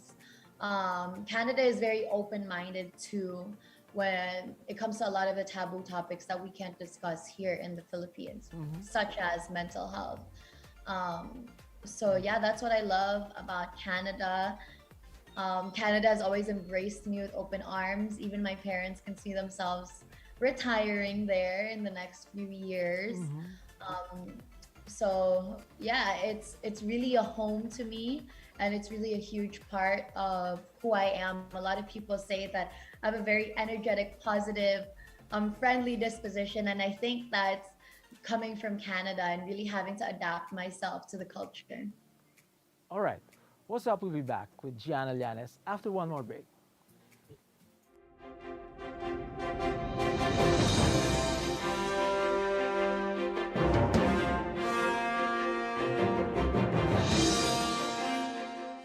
This public service advisory is brought to you by Daily Tribune and 100.3 RJFM. Oh, vaccination, isolation. Gotta keep up with my nutrition. Gotta maintain my body condition. Then I can take my vaccination. What do I choose? What do I take? As long as it is not a fake. AstraZeneca, Moderna, BioNTech, even Sinovac, okay na.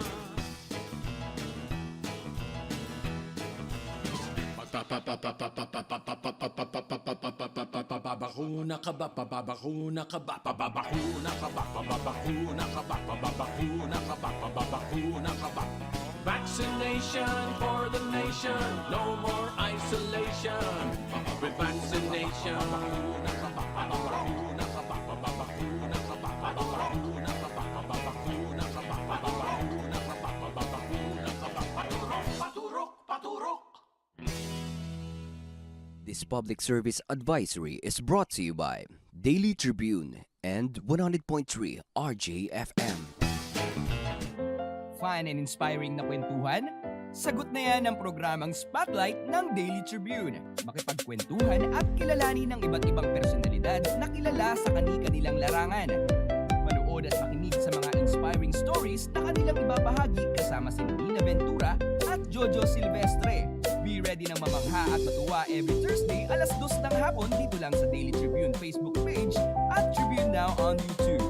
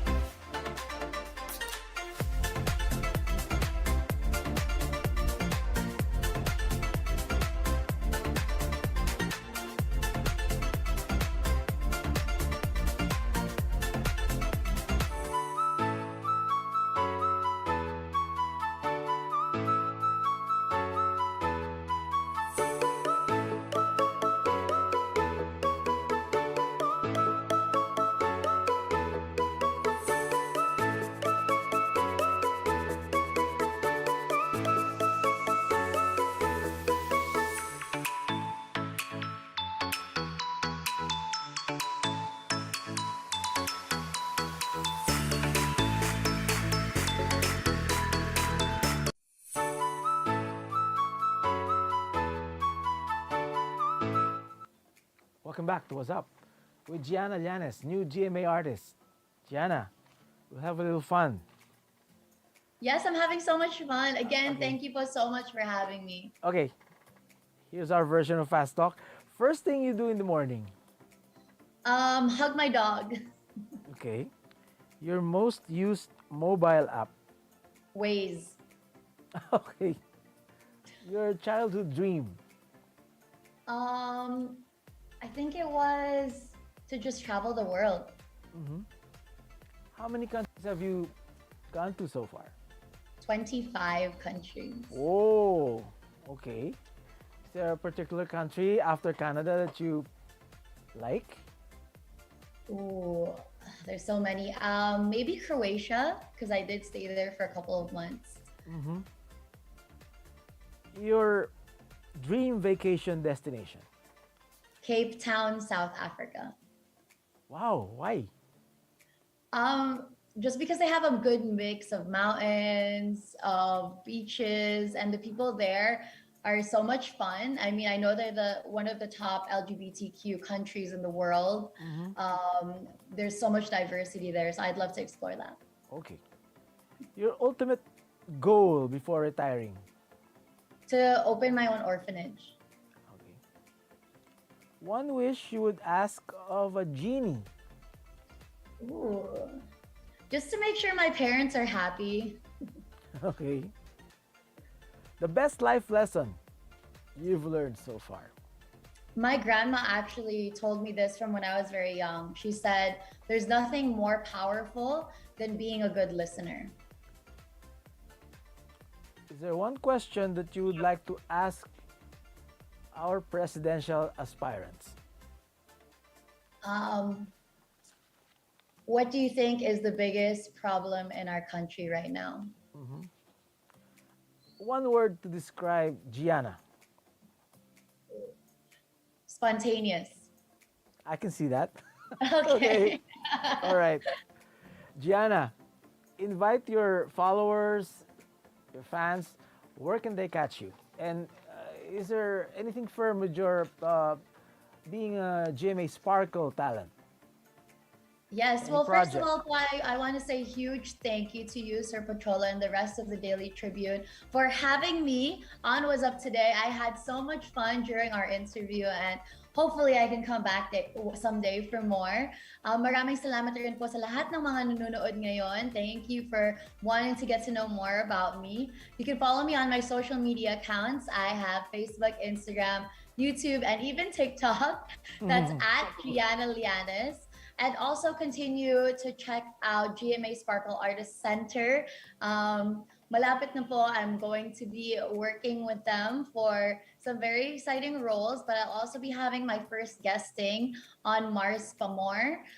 That's going to be happening in a couple of weeks, or I guess airing in a couple of weeks. So just stay tuned on my social media to find out when that is.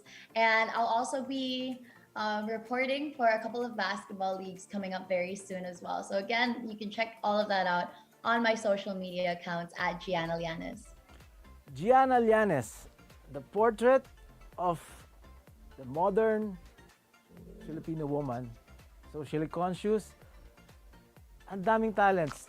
We'll see more of you, more power. Congratulations. Thank you. This has been What's Up. We'll see you every Tuesday at 2 p.m. We're live on Facebook and YouTube. Tribune Now, that's what the YouTube channel is called. I'll see you, keep safe, and God bless.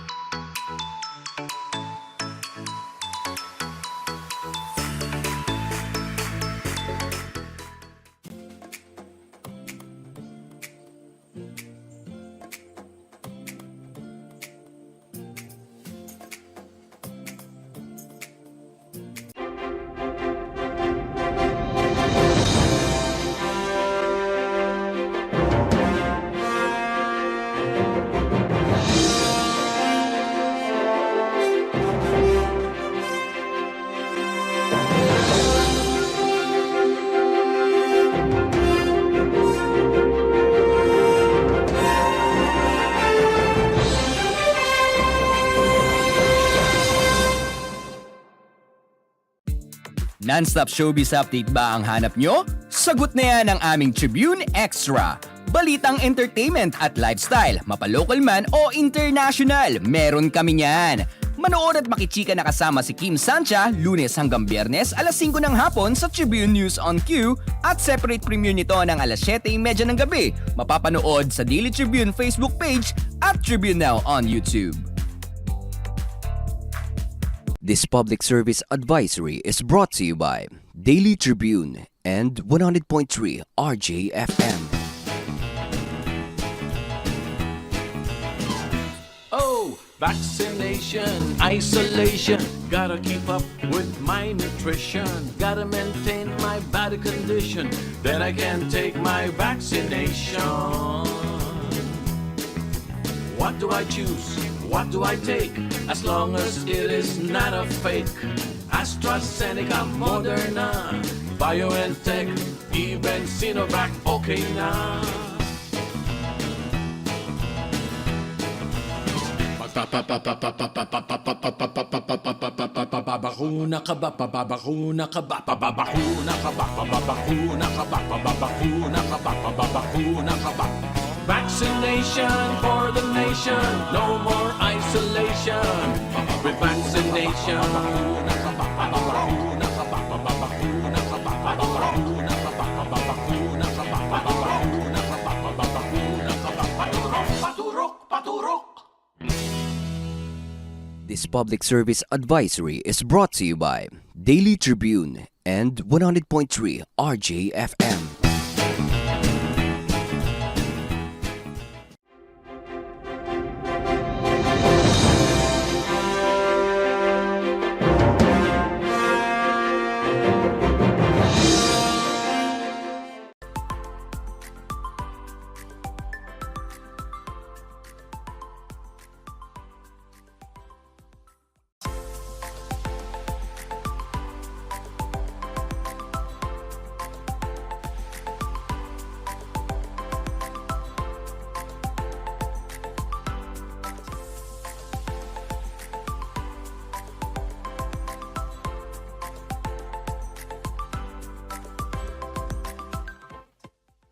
Good afternoon mga katribo and welcome to another relaxing episode of Perfect. I am Francine. And I am Venice, and in today's episode, we invited a professional to enlighten us about their hyper-exclusive and luxurious hospitality venue in Cavite. He's the General Manager of Anya Resort Tagaytay. Let us welcome Mr. Mikel Ariet. Hello. Hello. Welcome, Mikel. Welcome to Perfect. We assume you are in Tagaytay. So how are you so far, Mikel? How is the year going? Is it great there in Tagaytay right now? And we have a wonderful weather. It smells already summer, okay? And then, with the status of the pandemic, that looks like everything is going back to certain normality. Mm-hmm. I cannot complain. We are doing well. Very good.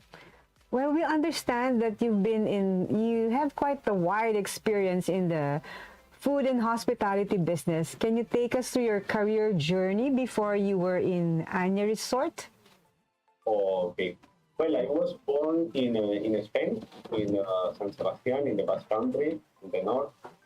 It's a place known because of the food. It's one of the cities where it has a bigger amount of Michelin restaurants. Okay. And I started as a chef. I studied art for 3 years. And then I've been always working in Spain, in different areas, in Tenerife, in Ibiza, in Baqueira, Barcelona. Okay, until one time I received a call from a colleague that they were looking for a chef in the Philippines. Oh. To promote Spanish food to the embassy in the Philippines. And I came here for a 3-month project. And I think I got in love with the place and 17 years journey in the Philippines. And from there I started working in that moment the name was Fo Hotel. Nowadays it's AHG company. And we used to manage in that time Tal Vista Hotel in Sky, Pearl Farm in Davao, and Club Punta Fuego in Batangas. Okay? Wow. Nowadays, in Club Punta Fuego was the biggest part of my career, where I became a GM. Okay, I've been able to finish my master in hospitality. And from there, the owner, they opened one property here in Tagaytay, a beautiful property. The name is Anya Resort Tagaytay, with 80 suites. And I mean, I've been here for the past 5 years with volcano, with COVID, and with all going on. Yeah, earlier we were asking you, well, actually, we noticed that you've been living and working in places that are near the beach or the mountain area, beautiful places. And then we asked, but you haven't lived in Manila? And then you answered. Can you tell us what you said again? Never. Never, not just only Manila. Never in a big city. Not a big city. I need to see the trees. I need to see the air, fresh air. You know, I like when I wake up in the morning, open the windows. Fresh air. And you can't do that in the city. Of course, but a good life choice, I must say. So what is it like being the general manager of Anya Resort? Maybe what's your regular day like? Yeah. Well, I mean, I usually every day I report around 8 o'clock in the morning. We have different meetings with the operational team. We prepare our arrival. I think it's more on the usual. No? The beauty of being working in Anya is that it's 2 minutes from my house. Okay, I live practically in the same place. There is no traffic, there is no pollution, I am surrounded by trees. The neighborhood is fantastic also. We are between 2 barangays, Tolentino West and Macatawa Villa. And I mean, our neighborhood is so peaceful, so fantastic. That's why, I mean, I cannot complain. Yes, and how did your experience as a chef mold you to be the general manager of a luxury hotel right now? Okay, all this journey started in Club Punta Fuego, where I was working for 5 years as a chef, and it was a time where one GM offered me if I want to grow, if I want to get a different path, and I mean, I said, okay, let's try. And the first year I was as operations manager. It's very important also. I finished my master in corner, and this gave me already the basis to start managing one of the property. In this case was Punta Fuego in Masuco, and I was there for first 5 months as OIC, and then when I proved that I could manage the property, they allowed me already. I was already there.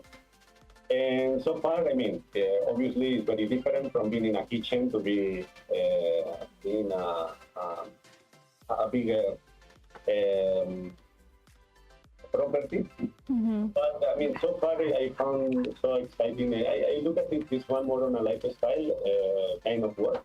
Okay, it's a work where it's very difficult to detach from that. Yeah. But at the same time, I mean, for me, it's very fulfilling. Well, obviously you have the passion for the job. What I'd like to find out also is, what were the challenges that you had to go through when the pandemic happened? I mean, Anya was already operating. Yeah. Bueno, the first challenge was the volcano eruption. Oh yes, January. Volcano erupted last January 12, 2020.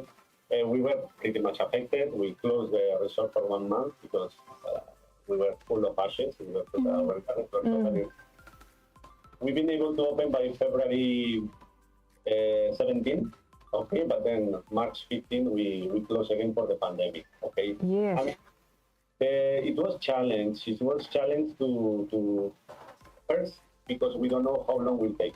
Okay, everybody was expecting that it will take 1 month, 2 months, but quarantine, it took longer. And second is also to maintain the morale of your team members. Yes. Oh, yeah. I mean, the thing that is going to your mind of what is going to happen, it happens also to your team. And I think the most important is to support them, no? To tell them that we are here, we don't know what is going to happen, we don't have an answer, but we are here all together, right?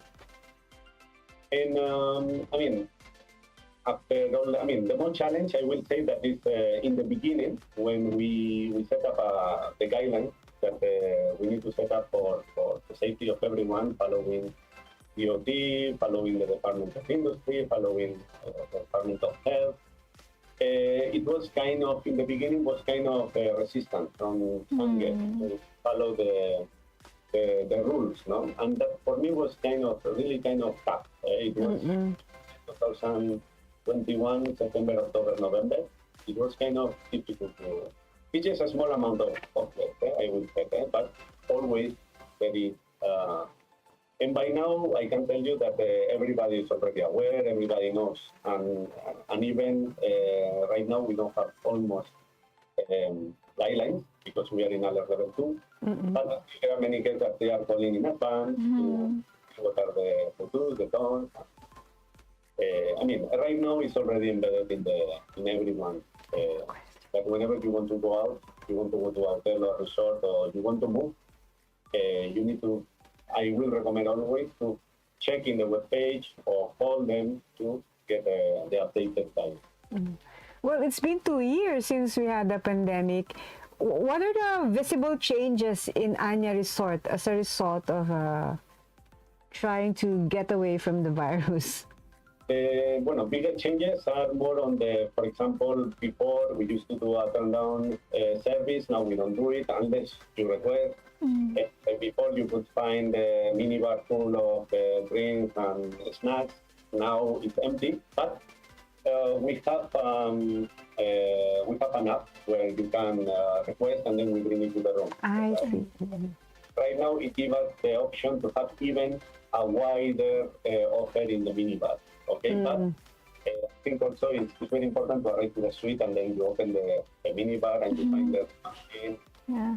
So those things right now there is none. Or for example, we used to give a welcome towel, and right now it's not allowed the towel. I mean, there are certain changes. Now instead we are giving a 2 masks, we are giving a sprays for sanitize, and those are the small changes. Why? I will say also that the biggest changes is in the right now. For example, we have more walking guests than before. More we call it FIT. Before we used to have more corporate, more bigger groups. Now everything became a smaller groups. And the only thing that I can say that it follows the same. That obviously with the restrictions is the wedding. When everybody wants to get married, to wait. Yeah. And it so happens that this is the love month of Valentine's, and I'm sure there are a lot of offers that you have. Yes, well, basically it's gonna be a full weekend offer. We're gonna start Friday. I mean, every night we're gonna have a Valentine's menu for avail, a 5-course menu. Wow. We are offering also, bueno, we're gonna have Saturday and Monday saxo player. Whoa. Music.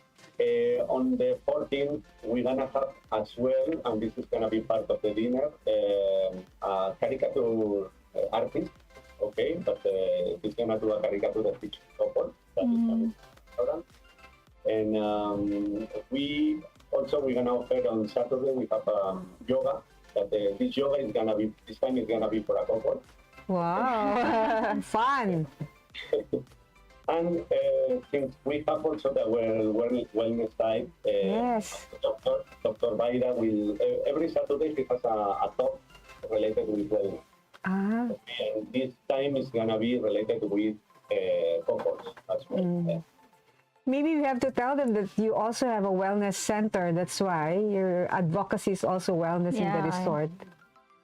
Correct. I mean, we just started last year. By this year is the implementation of all the programs that we are little by little, because this is something new also for us.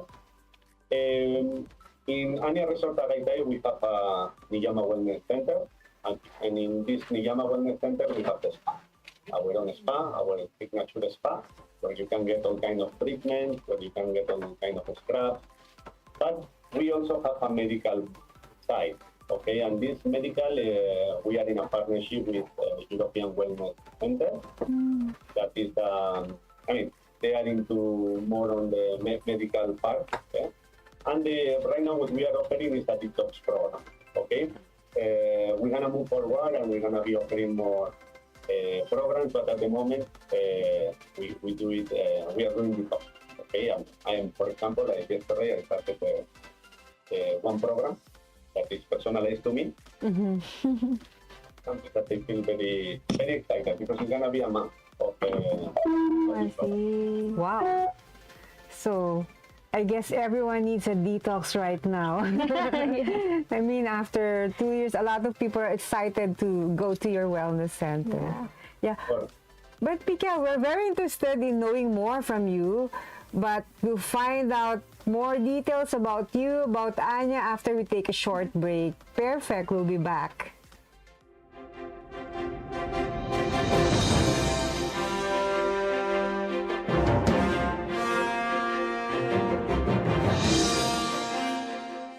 Si Harry Roque ang pinakamagaling na spokesman, kaya inggit sa kanya ang oposisyon.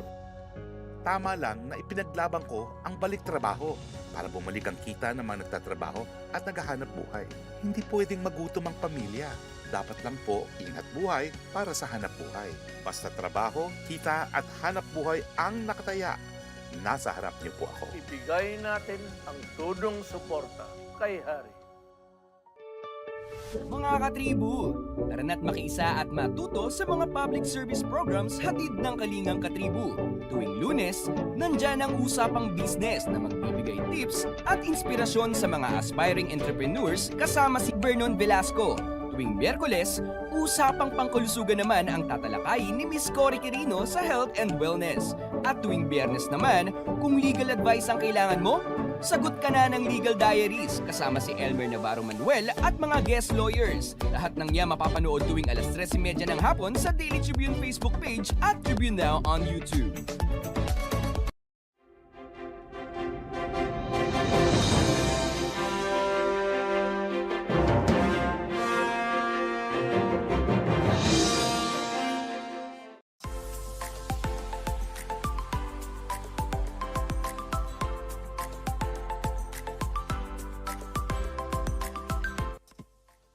Welcome back to Perfect. We are still with the General Manager of Anya Resort, Tagaytay, Mr. Michael Ariet. So, we were discussing earlier that you've had so many roles, so many work experiences, right? And I was curious about your work style. Like, how do you manage to do your daily activities, and also how do you keep your passion at work? Well, I think it's very important the purpose, no? It's as soon as you have your goal in mind, it actually address all the efforts towards that goal. As I mentioned earlier, for me this kind of work is pretty much a lifestyle. We need to understand that, for example, when everybody is celebrating Valentine's, I am working. When everybody is celebrating Christmas, you are working. And, I believe many managers, it happens when you are in hospitality. Yeah. But for me, what makes me, or what fulfills me for this one on this work is more on the trip that I have with different people. No, starting from my staff, starting from my team, because it makes me grow as a person. Okay, and this is the one that fulfills me most of all this work. You know, the different persons, different characters, different cultures, and I think that is the one that makes me to want to come every day with the power. Beautiful, beautifully said. Yes, yes. I want to ask, how does it feel to be a sort of pandemic GM? I mean, we don't learn this in hotel and business schools. How did you manage? You know, yeah, we already closed the resort. I don't know how many times. No, we open and close. And I was telling like there is no school, no culinary, no hospitality school where they teach you how to open. I don't know how many times. In a very short period of time. Okay, this is totally new. We need to understand that in the beginning, the information was, not even the Department of Health had the best of the information. Yeah. Okay, that's why it was kind of, I think it was a learning path in the past 2 years. But as early as by now, I can say that the hospitality, especially the hospitality industry, thank you also because of the Department of Tourism and all the organizations that they've been around assisting. But going to one hotel, going to one resort in the Philippines is pretty much safe, and all the standards are already on a worldwide standard. Okay? That's safe places to come. So Anya Resort is situated in one of the famous places, tourist spots in the country. And how has it fared with the competitors, especially during the pandemic when everybody was struggling? Well, I starting with the volcano eruption. Okay, not all hotels were affected by that.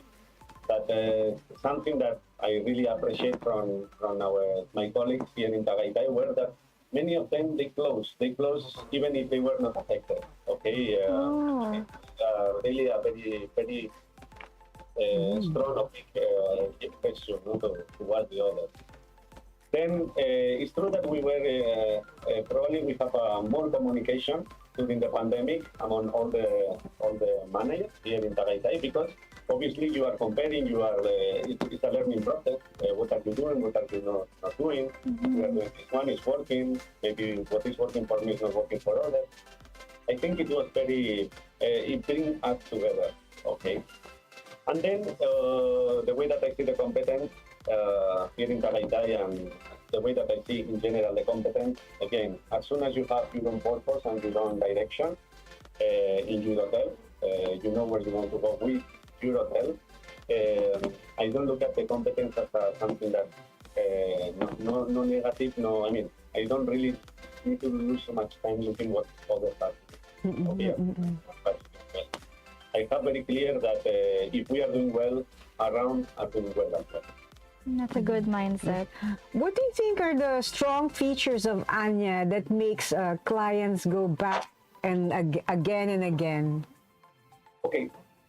Aside from the resort that we have all 80 suites, all of them are suites because are 60 square meters bigger than all the suites. All our suites are big, spacious, nicely decorated, done by, the interior designer was Manny Sanson. And also it makes the kind of layout. Okay, we have so many open spaces, gardens, it's a building, it's a different villa.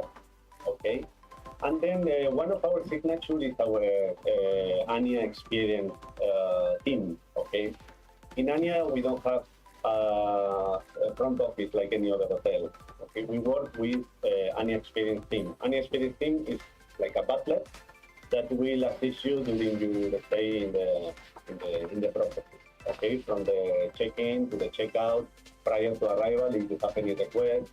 Usually with every booking, we send you one menu where you can put the likes, dislikes, about the food, about your stay, even if you want to choose any kind of kilo menu, or you would like to have any kind of scents in the room. Okay, we can provide all of this prior to the arrival. And this is our signature. Okay, as the name says, Anya means limitless. Okay, the service that we offer limitless. Wow, so the fact that there's butler service means it's such a special experience for each guest. And so earlier you talked about the offers that we have for the Valentine's Day, right? So now let's talk about the special offers that you have and also the different preparations for the summer. Coming summer. I think it's going to be a big summer for the revenge travelers. Yeah. We are getting ready for that. For this year, since we start already going through the wellness side, we are offering on the packages, so all the offers that we are offering is going through that way. From one side is to teach how to live in wellness, okay? Very important. We are not into, for example, we don't believe that only vegetarian is the correct way, okay? It's very important. What are your feelings, or what you want to do, because in the end it's a lifestyle, okay? And it's a part of how to do it properly if you want to improve. Okay. That's why all our offers and especially in Sweden go through this way. Now we have a safe and relaxed package, for example, that is for tonight, that we are offering with a massage already, with a spa. We have the couple wellness package, for example, that this is for a couple, inclusive of a massage, but also we have the biometric scan. Okay, the biometric scan is the first step to start with the European wellness. And this biometric scan will measure your stress level, the configuration of your hormones, how the hormones are doing, and based on that one, they can come up with a program that will help you to improve your overall well-being. Okay. Towards summer also, if the weather allows, we're gonna offer every Saturday the barbecue in the garden. Okay. Wow. Prior to the pandemic, it was already very successful, but obviously now I'm sure it's gonna be even more because everybody's looking to have a dining experience outdoor, no? And we have the place. We also offer every Saturday we offer yoga classes, and every Wednesday Tai Chi classes. Yes. Every Saturday we're gonna have talks from our doctor, Dr. Vaira, but we are including also Miss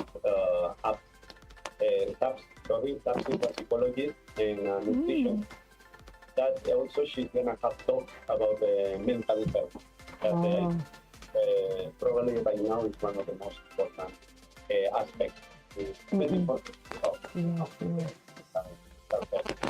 and I mean, all of this is gonna be wrapped up with our partnership that we're gonna enter for one of our restaurants. It's gonna be managed by Chef Chele. Oh, wow. One of our top Spanish chefs here. He's gonna be the one who will manage one of our restaurants. It's gonna be Samira by Chele Gonzalez. And this one is gonna be launched by the last week. Wow. Have you announced that publicly, or are we the first to know here in Perfect? Oh, wow. Heard it Good to first. know. We'll spread the word. But what does it mean when he manages it? So all the menu, everything will be his concept. Correct. The food and the service, everything is having his concept. Okay, but everybody knows Chele by his modern side of cooking. Yes.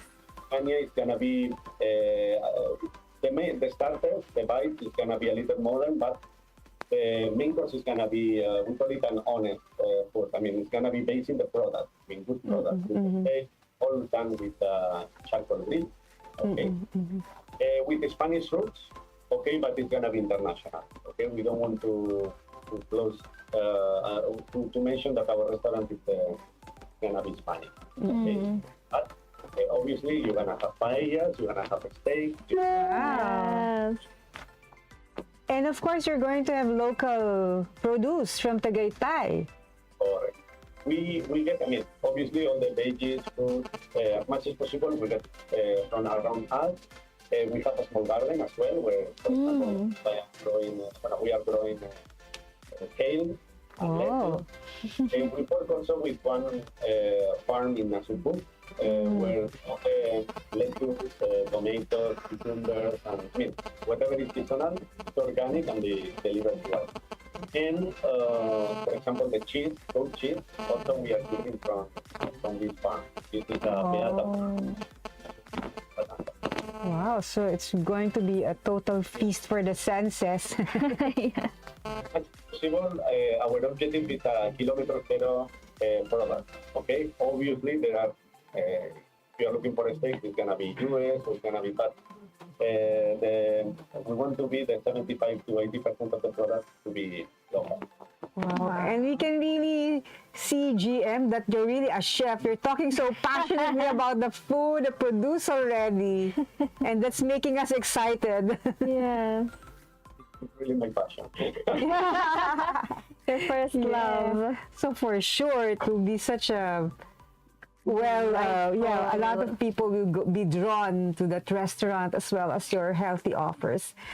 But GM, before we proceed to our next questions, we'd like to say that we'll pause for a break. Perfect, we'll be back.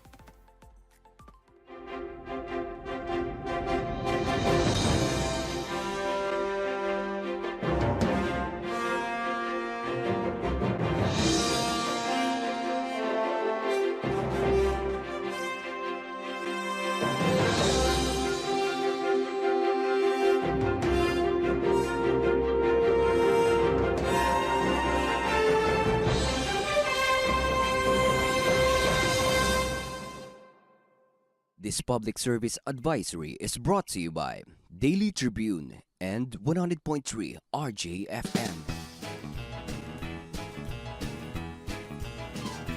Oh, vaccination, isolation. Gotta keep up with my nutrition. Gotta maintain my body condition. Then I can take my vaccination. What do I choose? What do I take? As long as it is not a fake. AstraZeneca, Moderna, BioNTech, even Sinovac, okay na.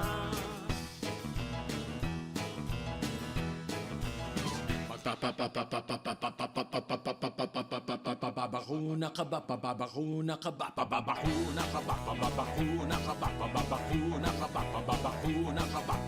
Vaccination for the nation, no more isolation. With vaccination, babakuna ka ba? Babakuna ka ba? Babakuna ka ba? Babakuna ka ba? Babakuna ka ba? Babakuna ka ba? Babakuna ka ba? Paturok, paturok, paturok. This public service advisory is brought to you by Daily Tribune and 100.3 RJFM. Ang Daily Tribune may digital shows na din. Dahil sa mas lumalaki at mas lumalakas nating tribu, handog sa inyo ng Daily Tribune ang mga programang magbibigay buhay araw-araw. Be informed at mag-good vibes tuwing umaga sa programang Gising Na. Be updated sa news and happenings sa Tribune News on Cue. Mas kilalanin pa natin ang mga paborito nyong atleta sa programang The Athletes Tribune. Alamin ang latest entertainment sa programang What's Up. Ma-inspire sa mga kwentong hatid ng Perfect. Search lang ang Daily Tribune sa inyong Facebook at Tribune Now on YouTube. See you there, mga katribu! Fun and inspiring na kwentuhan? Sagot na yan ang programang Spotlight ng Daily Tribune. Makipagkwentuhan at kilalanin ng iba't ibang personalidad na kilala sa kani-kanilang larangan. Manood at makinig sa mga inspiring stories na kanilang ibabahagi kasama si Nina Ventura at Jojo Silvestre. Be ready ng mamangha at matuwa every Thursday alas 2 ng hapon dito lang sa Daily Tribune Facebook page at Tribune Now on YouTube.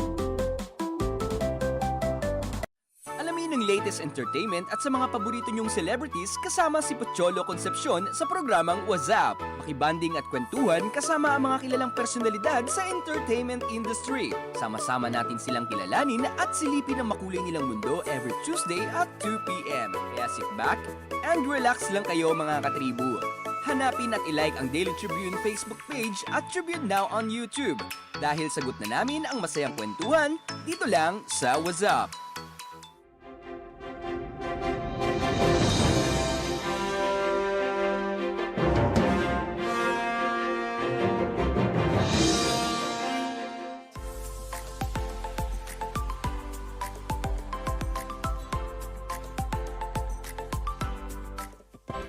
Welcome back to Perfect, mga katribu. Now, for this segment, we will have the game Fast Talk, where we ask Mikel different scenarios and he has to respond quickly.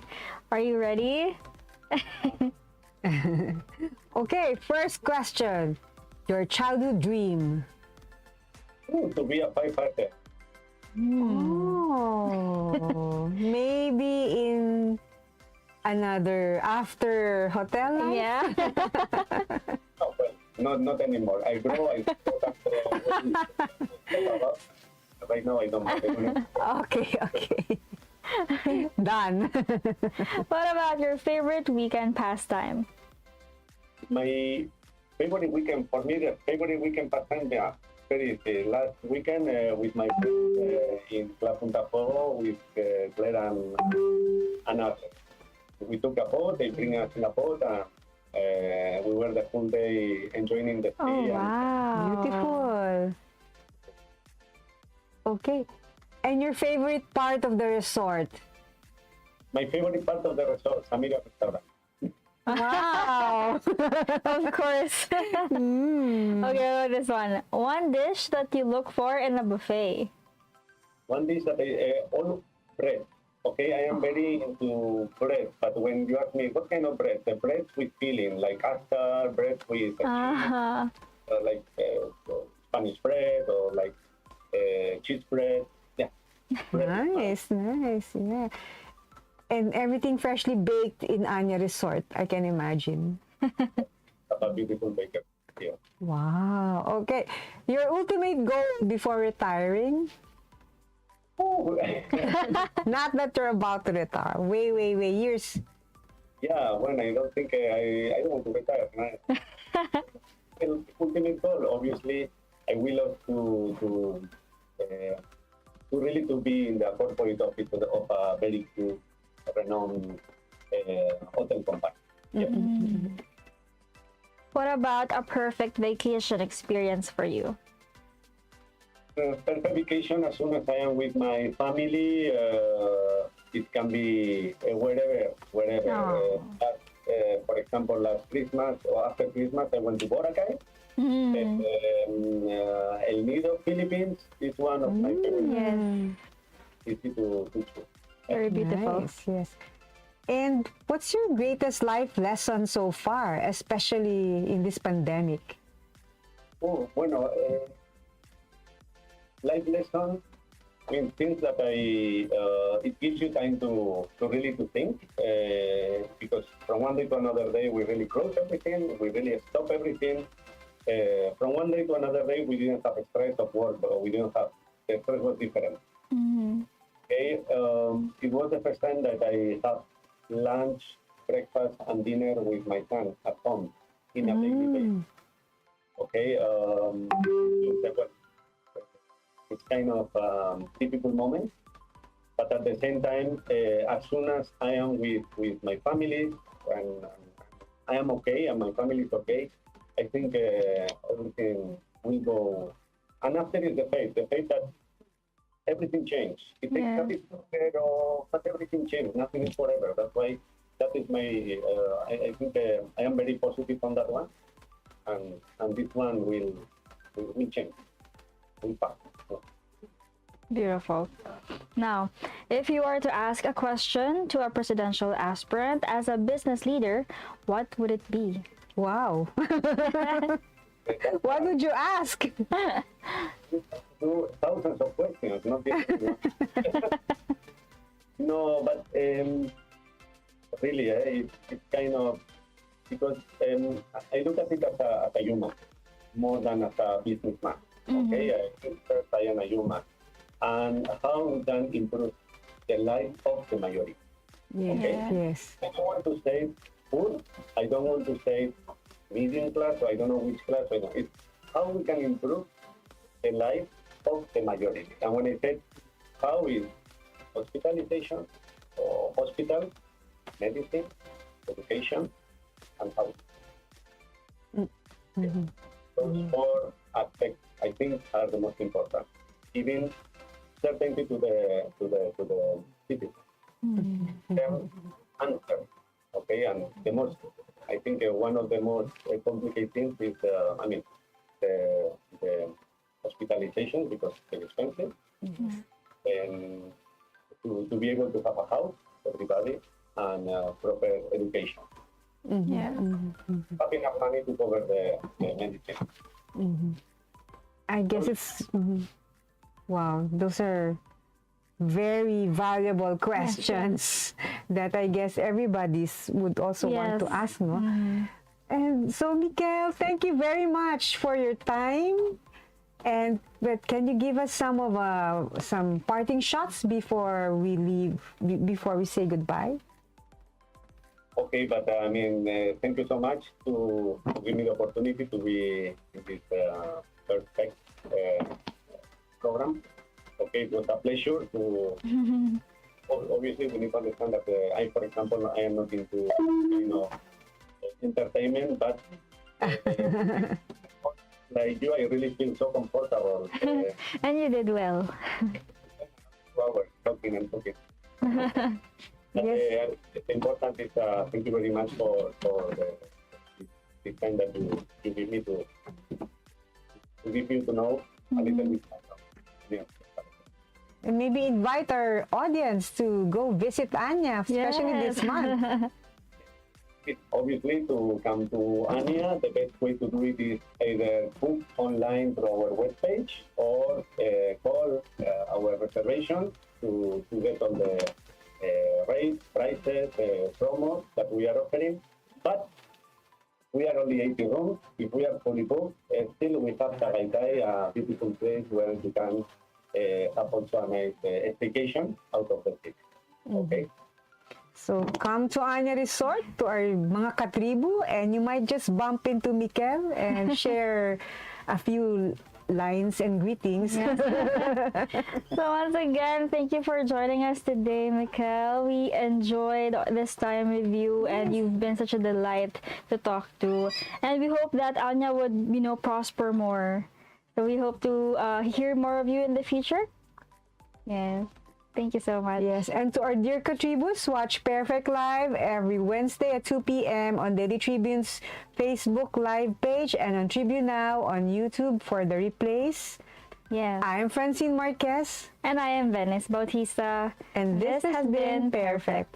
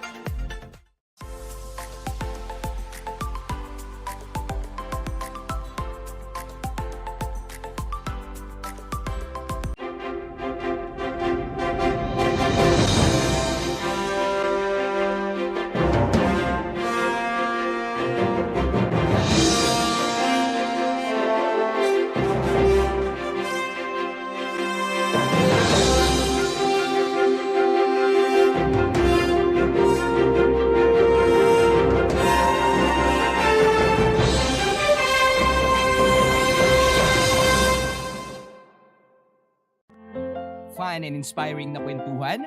Sagot na yan ang programang Spotlight ng Daily Tribune. Makipagkwentuhan at kilalanin ng iba't ibang personalidad na kilala sa kani-kanilang larangan. Manood at makinig sa mga inspiring stories na kanilang ibabahagi kasama si Nina Ventura at Jojo Silvestre. Be ready ng mamangha at matuwa every Thursday alas 2 ng hapon dito lang sa Daily Tribune Facebook page at Tribune Now on YouTube.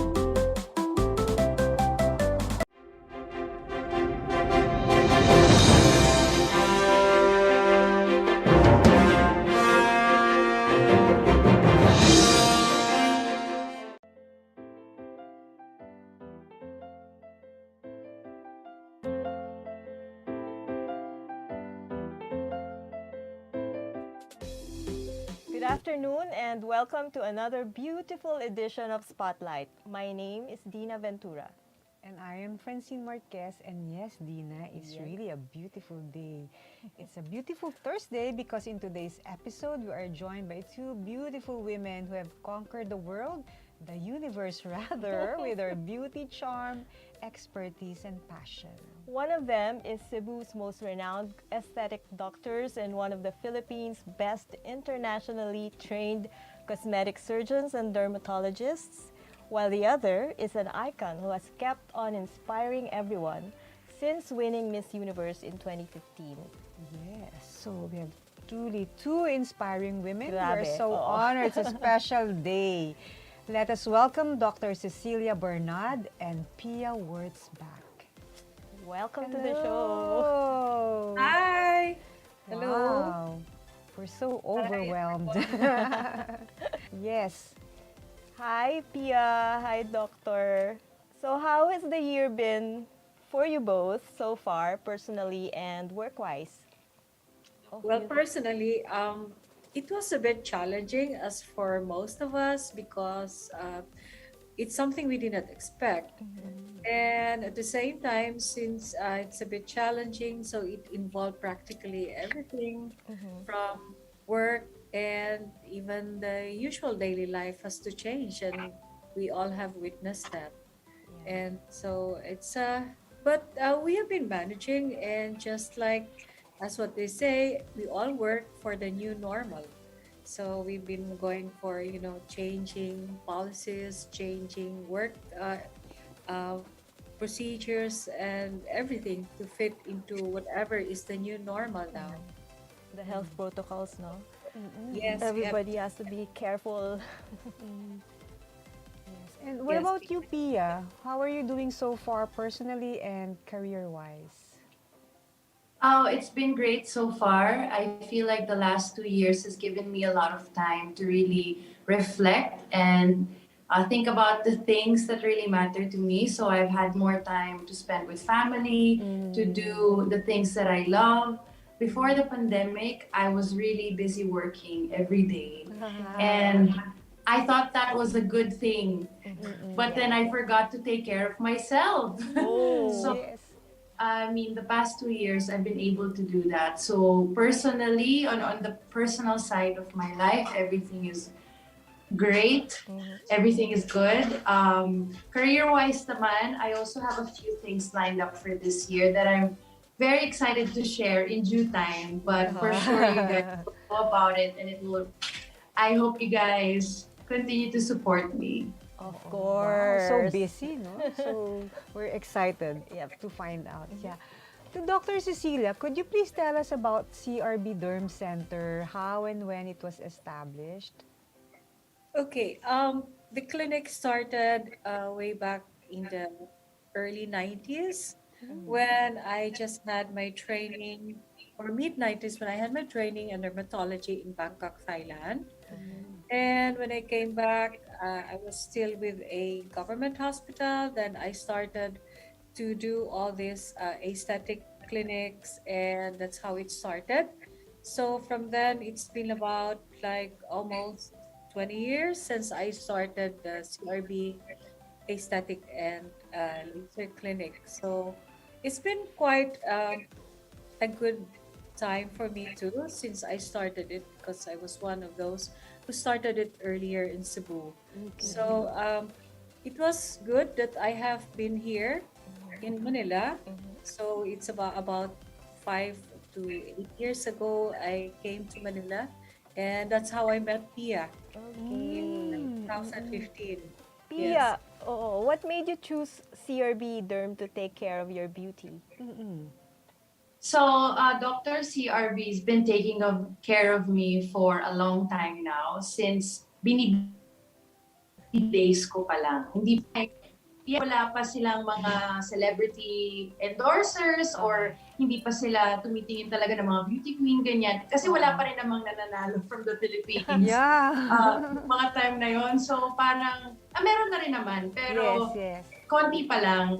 And so, she really trusted me, and she gave me the treatments that I needed, like walang bayad, which was so great if you're a candidate. Promise. Like, syempre paglalaban ka, gusto mo na maghanda, like fully, like physically, nagtatransform ka, lalo kang gumaganda. So that was very helpful in my transformation for Miss Universe because I would go to the clinic. They really took care of me. I would go to the clinic in BGC and I would also go to Simplicity in North EDSA. Ganon. So dun pa lang nag-start na yung relationship namin ni Doktora, and I've been going back to the clinic, to the same clinic ever since because dun na ako hiyang tsaka dun ako gumanda. Actually, Pia, so would you say na it was a collaboration also between you and Doktora? Parang, or did you say what you wanted, or did Doktora tell you how did it go? I think it was a collaboration because then I have to explain to her what I need and what I'm preparing for Miss Universe. But then she would also tell me kung ano yung sobra na or ano yung hindi mo naman kailangan, which I really appreciate because pagkagigil ka kasi, and I do have that tendency, pagkagigil ka, pwede kang yung parang, sige, lahat gawin na natin kahit na hindi mo naman kailangan. And she was very helpful and honest, and she didn't she wants me to still look like myself, but just a better version of myself, like a transformed, naturally more beautiful version of myself. So so I would say it was a collaboration. And of course, we know naman, and the rest is history. Beautiful history. To Doktora, tell us more about your collaboration. What does Pia have to be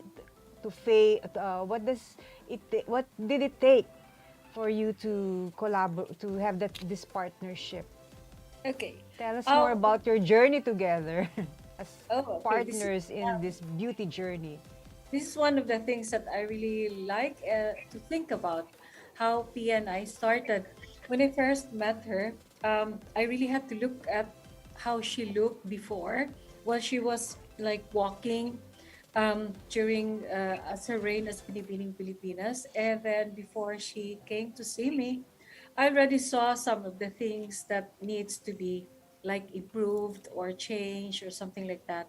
So, but I knew that she's really a beautiful person. Even while we were meeting and seeing her, she's a very nice person to talk to. She's very down to earth. And in that, I saw her potential at the time. So during our journey, I would talk to her. We really had a very long discussions of what I wanted to do, and if she would agree with me. And so, and as she said, I like to enhance her, whatever is beautiful already. I don't want to change too many things. So my concept really of beauty is just enhancing of what you really have. Sophia is already a beautiful person. She's very pretty. So we just enhance whatever she had. So we just improve it. And I look at the angles, whatever is looking good for her, or when she walks, when she smiles. So kung ano yung lang talaga yung maganda sa kanya na I would just like to enhance. Nothing more very drastic or very it was also not very like so much changing that you wouldn't recognize her. And it was also a matter of boosting her confidence because she knows she's already very beautiful. So it's a matter of telling her that you can do it and you'll be very good at what you do. So I think she was able to do that, and I'm not the only one that was part of her success at that time, but we went through the journey together. So she even came to see me in Cebu before she left for the States. Wow, talaga, Pia. Ganun ng dedication. Kasi wala siya sa Manila, but I didn't want anyone else to see me. Gusto ko siya mismo. So sabi ko, pupunta ako dyan. Ganda. Ganun lang. Pia, it's hard to believe na parang you would consider anything else done on you because you've always been very pretty, very beautiful even before. But can you share with us some of the things that you felt still needed some work on, some enhancement? Especially since you're going to join a pageant and a competition, right? Ano So pa? I can't speak for everyone because each girl has a different face So, but for me personally, when I was preparing, we didn't want to touch my face or do anything to my face kasi mabi before and after tayo eh. Correct. And also, I don't know, like to me it was more of the weight loss. That was the big part of my transformation. Okay, That was the yes. big concern really, was to lose the weight and to get toned and to have nice tan skin. So I remember one of the things that we did, I think we did maybe a little, I think we did a little Ulthera, pero hindi na masyado kasi pumapayat na rin ako nun for my working out. And then, but we needed a lot of, and ito, like halos buong araw ko nakahiga doon, yung mga RF and tightening, skin tightening, and skin tightening and fat melting, non-invasive procedures. But then I would do it, on my lower back, upper back, on my stomach, my hips, ganyan. Alam mo naman yung mga problem areas na usual. And then I also really, they also really helped me at that time, like, to even out my skin. Para pagka nagpatan na ako, kasi morena yung dating ko sa Miss Universe. Yes, Pagka nagpatan ako, pantay na yung kulay ko. Kasi, so there was a process. There was like a process that we had to do in order for me to reach that transformation. So I think it's not a one size fits all. That's why I really encourage everyone to go and visit. Like magpakonsulta kayo kay Doc. At patanong nyo sa kanya mismo talaga kung ano yung kailangan nyo ba. Kasi that's something that works for me might not necessarily work for you. Iba-iba tayo ng needs. So, yeah. But for me, it was really more of the weight. And saka maintenance na lang ng skin, ganyan. Mga ganon. Skin tone and Siguro, skin tightening. for me, what's admirable the way you're talking to us right now was the discipline and commitment to go through the improvements, right? Yes, of course. It was part of my daily preparation. So I kasama na dyan yung working out and then training, Q&A training, walking training. Pero at the end of the day, if I have time, or sometimes I'll allot half a day or a full day sa clinic. So talaga, pinaplano ko talaga siya. I'm also maintaining. Okay. Pia, we heard that you were tested positive for COVID early this year. How are you now, and how did you cope with that experience? I'm much better now. So I'm back to work. It's all good now. I'm recovered. But I did get a few symptoms that, were a little uncomfortable, and they lasted for quite a while. But it's all good now. I'm much better. I bounced back from it, and I'm back to working. So, yeah. Okay, so you're saying that there's nothing to be scared of if you get infected. I guess because you were still living a fit lifestyle, right? And that helped you. Yeah, I mean, I think so. Yes, I think it really helped me. It helped me to get better faster. The thing is with COVID, you don't know how severe or mild your reaction are going to be once you get it. It doesn't matter how fit you are or how many booster shots you've had. It will lessen the effects and make it more tolerable for you. But there's really no way to prepare. So ako, ginagawa ko na lang lahat. Staying active, eating well, hydrating, getting the vaccine and the booster shots. That's also really important. I mean, you gotta do what you can to protect yourself, right? For Doktora naman, Doktora CRB, how did your business fare during the pandemic? Well, during the pandemic, we really had to make adjustments. And like at the beginning, everything was closed for about 6 months, right? In 2020. So we did adjust quite well. And we were able to do the necessary protocols for all the clinics as we reopened. And we were able to manage somehow. It's not like how it was in 2019, but however, we do manage just like most businesses during that time. Okay. Yeah. Good to know, no? Because a And- lot of people want to go back. Oo nga eh. So, Doktora, did you see any parang any big changes in terms of the beauty and wellness industry? I mean, in terms of the operations, the services, things like that. Okay, since during the operation, a lot of the procedures that were more popular during the pandemic was really smaller procedures or the procedures that were necessary for like skin problems. Okay, that's what most of the patients would go and see us, and they also go for procedures that would be lasting for a long time, like they go for the one-time, big-time anti-aging procedures. So they would Wow. still tell me that, Doctora, can we do all these procedures? Yeah, just like from anti-aging lipo therapy or thermage or for those things that can last you for quite some time. So they would still, and we do observe a lot of the protocol for the during the pandemic. So a lot of the medical aspects we have to think about, and so most of the time, a lot of our patients will be limited when they come to the clinic. I mean, they cannot come, and we have to schedule a lot of them. So there will always, and the body procedures also became quite popular during the pandemic because, well, they don't do, you don't remove the face mask, and you were staying at home for a long time, so people were eating, so they would like to come a lot of the body procedures. So it really became quite popular during the pandemic. May question naman is for Pia. Siyempre, for almost 2 years, we're going year 2 na, no? Year 3. Staying in isolation, quarantine. Was there ever a time that you wanted to just let go? I mean, stop thinking of Oh yes, of fitness, course. eating na lang, It food takes a lot of delivery. Yeah. discipline to control yourself kasi you're not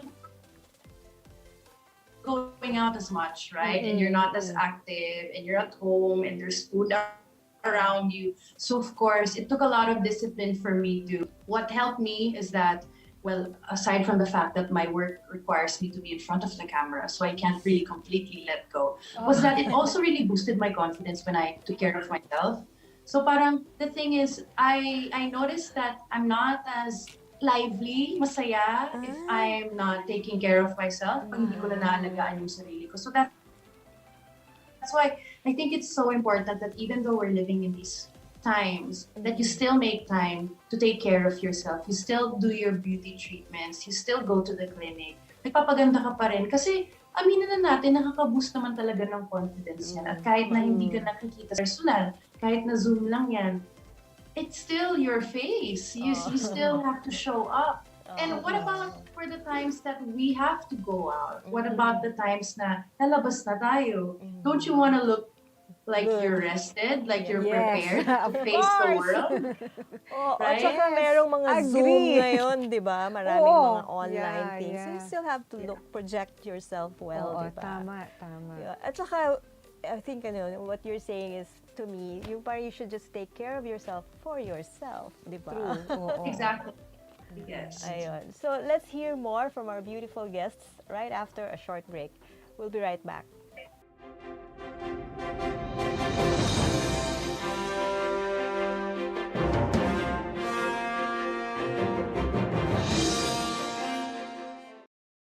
Si Harry Roque ang pinakamagaling na spokesman, kaya inggit sa kanya ang oposisyon. Tama lang na ipinaglaban ko ang balik trabaho para bumalik ang kita ng mga nagtatrabaho at naghahanap buhay. Hindi pwedeng magutom ang pamilya. Dapat lang po ingat buhay para sa hanap buhay. Basta trabaho, kita at hanap buhay ang nakataya.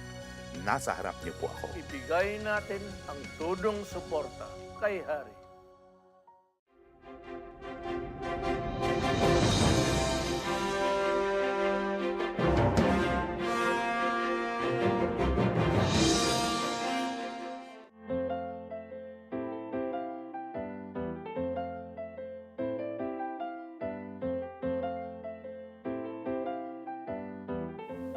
Welcome back to Spotlight. Still with us is the beautiful Pia Wurtzbach and the reason behind her glow, Dr. CRB. Good afternoon, ladies. Welcome back. Yes, quite a long break. Yeah.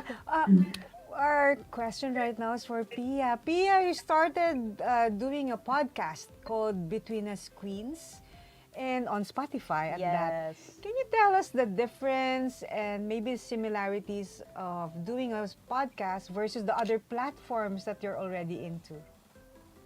Well, there's a big difference between, being on Instagram or having a vlog or having commercials because people see you, they see your face, right? But if you do a podcast, walang visuals, boses lang. So in that way, na-challenge ako because I was thinking, now I have to attract people and make them listen with just my voice and my thoughts. And na-challenge ako doon kasi para kang sumali sa beauty pageant ng hindi tinitingnan yung face mo. Sagot Exactly.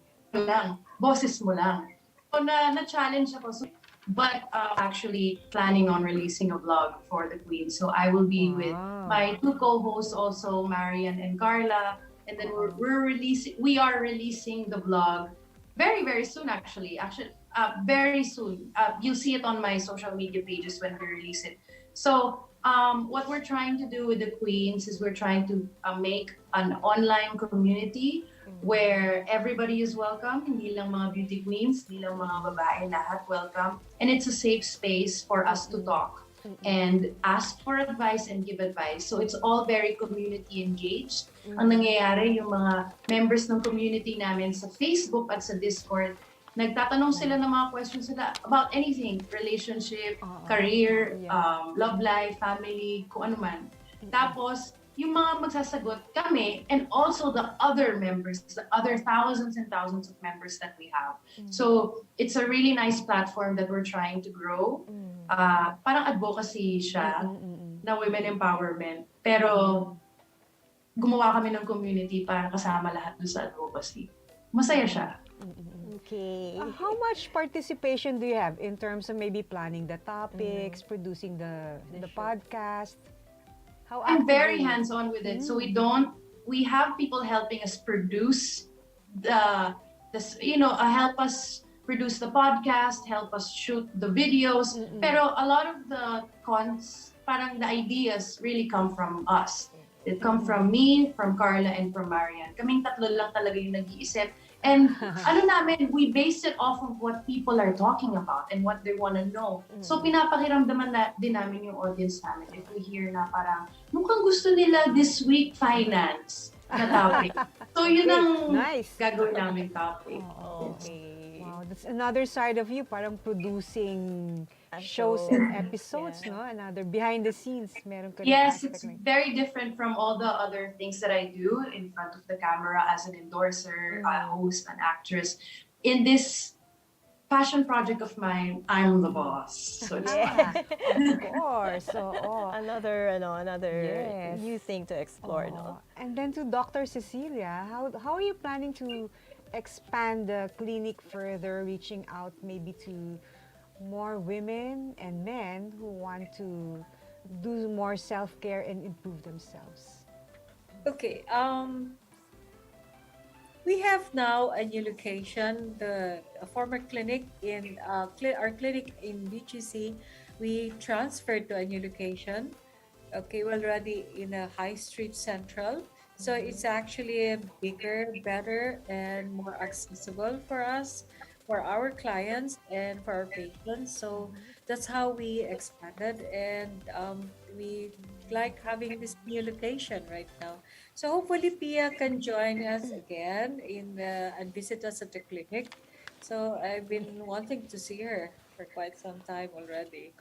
And for the other things that we need to improve, also we did, especially during the pandemic, we were able to start shipping our products, and we have been doing this for quite some time now.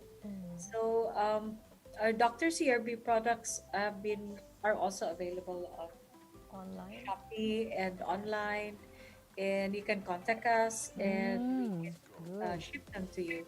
So this is one of the things that we have developed during the pandemic.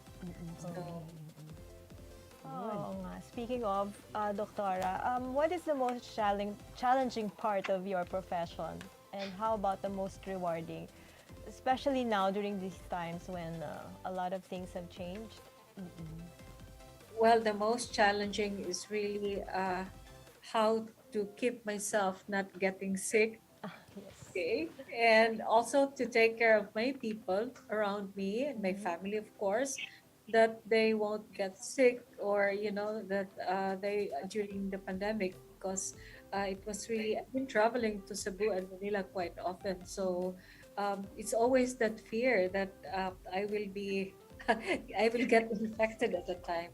So it has been quite uh, rewarding because um, I was able to join also during vaccination drives. So I was really in for this. So I was joining, and during the height of the pandemic, when it was so difficult to get all those uh, materials for protection, like from face shields, face masks, and the PPEs, they were able to donate at the early part. And at the same time, when vaccination was there, so I was helping in the vaccination drive in and volunteering in the vaccination centers. Okay. So it was rewarding in that sense that somehow we can still do the things that we like to do, like helping people Right. and being there for them. So but at the same time it's challenging because you also get scared that you might get sick or get infected with it. But thank God I got lucky and I'm still Yes. uh, Stay that yeah. way. Yeah, we're still here, we're still all here, and we hold hands and join with each other to fight this pandemic. Yes, we agree. We Yes. agree. Yeah, that's Yeah. that's all we can do, right? And to Pia, we love your real talk, always unfiltered, inspiring advice. What we want to ask right now is, what's your advice to people struggling with skincare? Alam na, yung they're not so confident about bringing it up to anybody. I think the beauty of today's world is that you can have so many resources online. So you can always research about anything that might be of interest to you when it comes to taking care of yourself. Um, my advice with anything with trying to build confidence, my advice is always start with yourself first. Like, alagaan mo muna yung sarili mo, alagaan mo muna um, yung growth mo as a person. Para sa akin, yun yung talagang nag-build ng confidence at doon talaga nagsisimula yun. And it's true, if you want to attract blessings, if you want to attract good things, you want to attract people, you want to attract work, opportunities, whatever it is, you have to take care of yourself para nag-gravitate sila towards you. And I don't mean just people, I mean like everything. Kung gusto mo maging masaya sa buhay at swertein, kailangan maging masaya ka, alagaan mo yung sarili mo, i-build mo yung confidence mo at magiging successful ka. Oo, tama, no? Starts from within, right? Yeah. Oo. So, Pia, you also released the first digital workbook together with Carla Lizardo and Bianca Guidotti, entitled Long Live All Queens. What's that about? Okay, so I know the title is a little misleading because people think, like, does it mean beauty queens o mga babae lang? But what it really is, it's a workbook that we created with activities para mas ma-rediscover mo yung sarili mo. And may mga activities doon. So what you're meant to print it out or answer it on your phone or on your tablet, ganyan. And may mga thought-provoking questions doon na itatanong mo sa sarili mo. And you don't have to post them so you can be as honest as you can when you're answering them. And then it makes you rediscover yourself and learn things about yourself that you never learned before. So every month we're going to come out with a workbook. For the first workbook, it's more about self-discovery. And then our second workbook will be more about body positivity.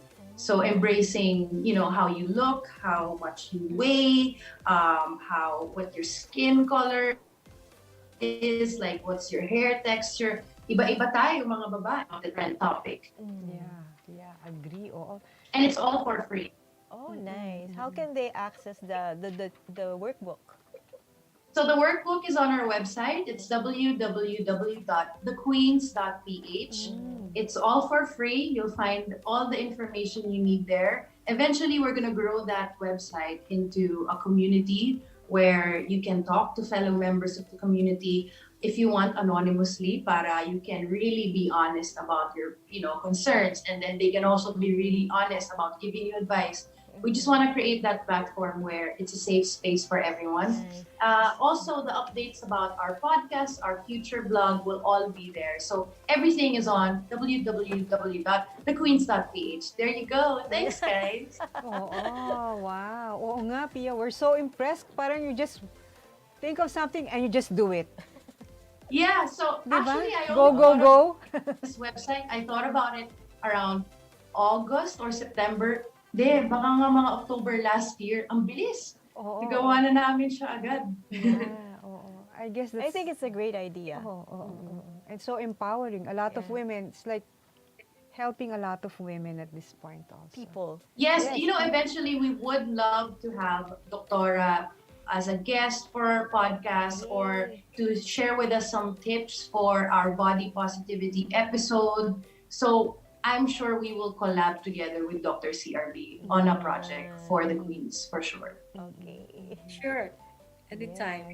Yes. Oh, nag-yes na si Doctora. O yan Here on Spotlight yan. Confirmation. Hindi, Doctora's always been really, really generous with her time. She always makes time for me.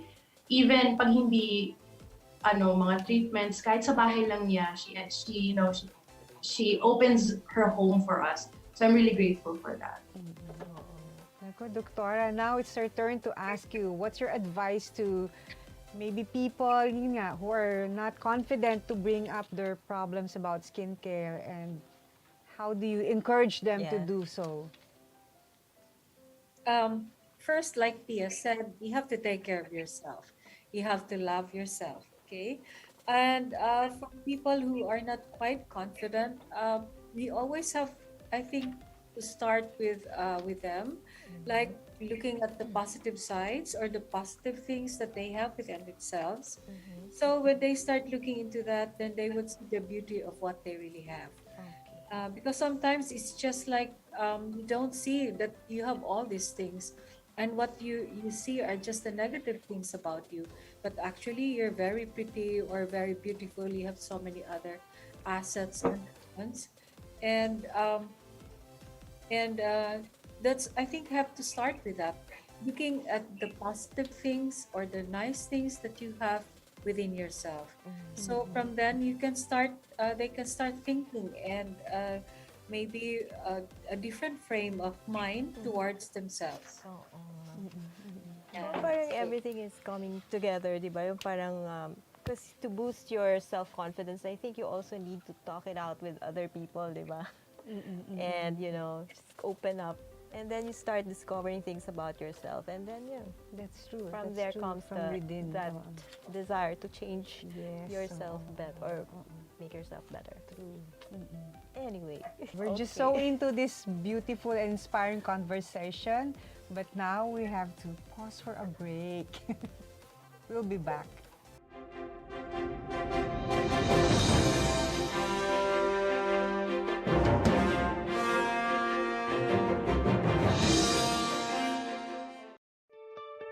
Mga katribu, tara na't makiisa at matuto sa mga public service programs hatid ng Kalingang Katribu.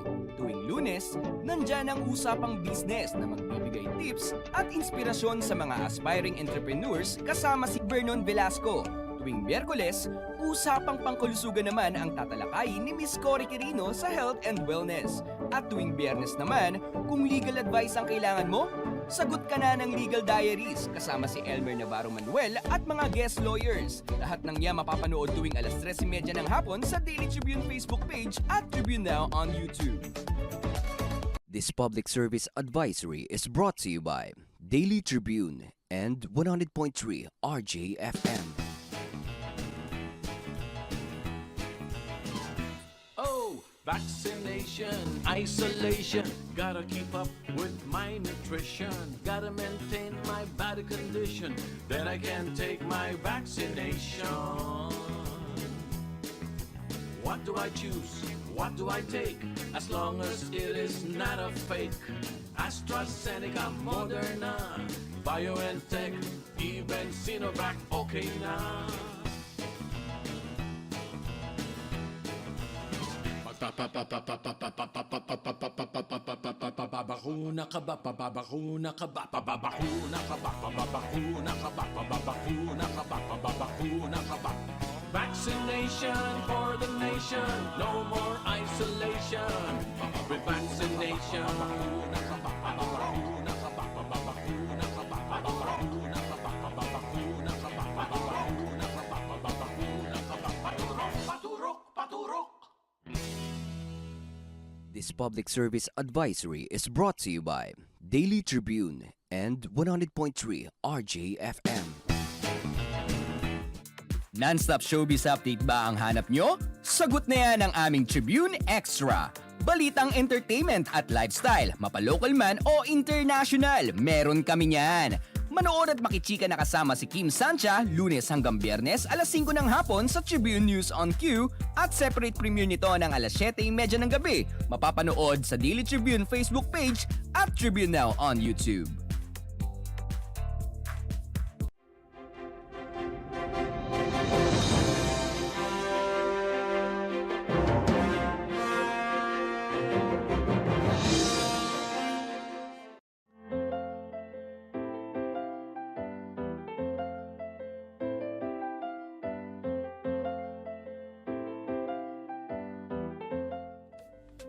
Hello, welcome back to Spotlight, and we're still here having an inspiring chat with two beautiful ladies, Dr. Bernard of CRB's Clinic, Derm Center, and of course, Miss Pia Wurzbach. Okay. Hello. Yes, we're back. Thank you.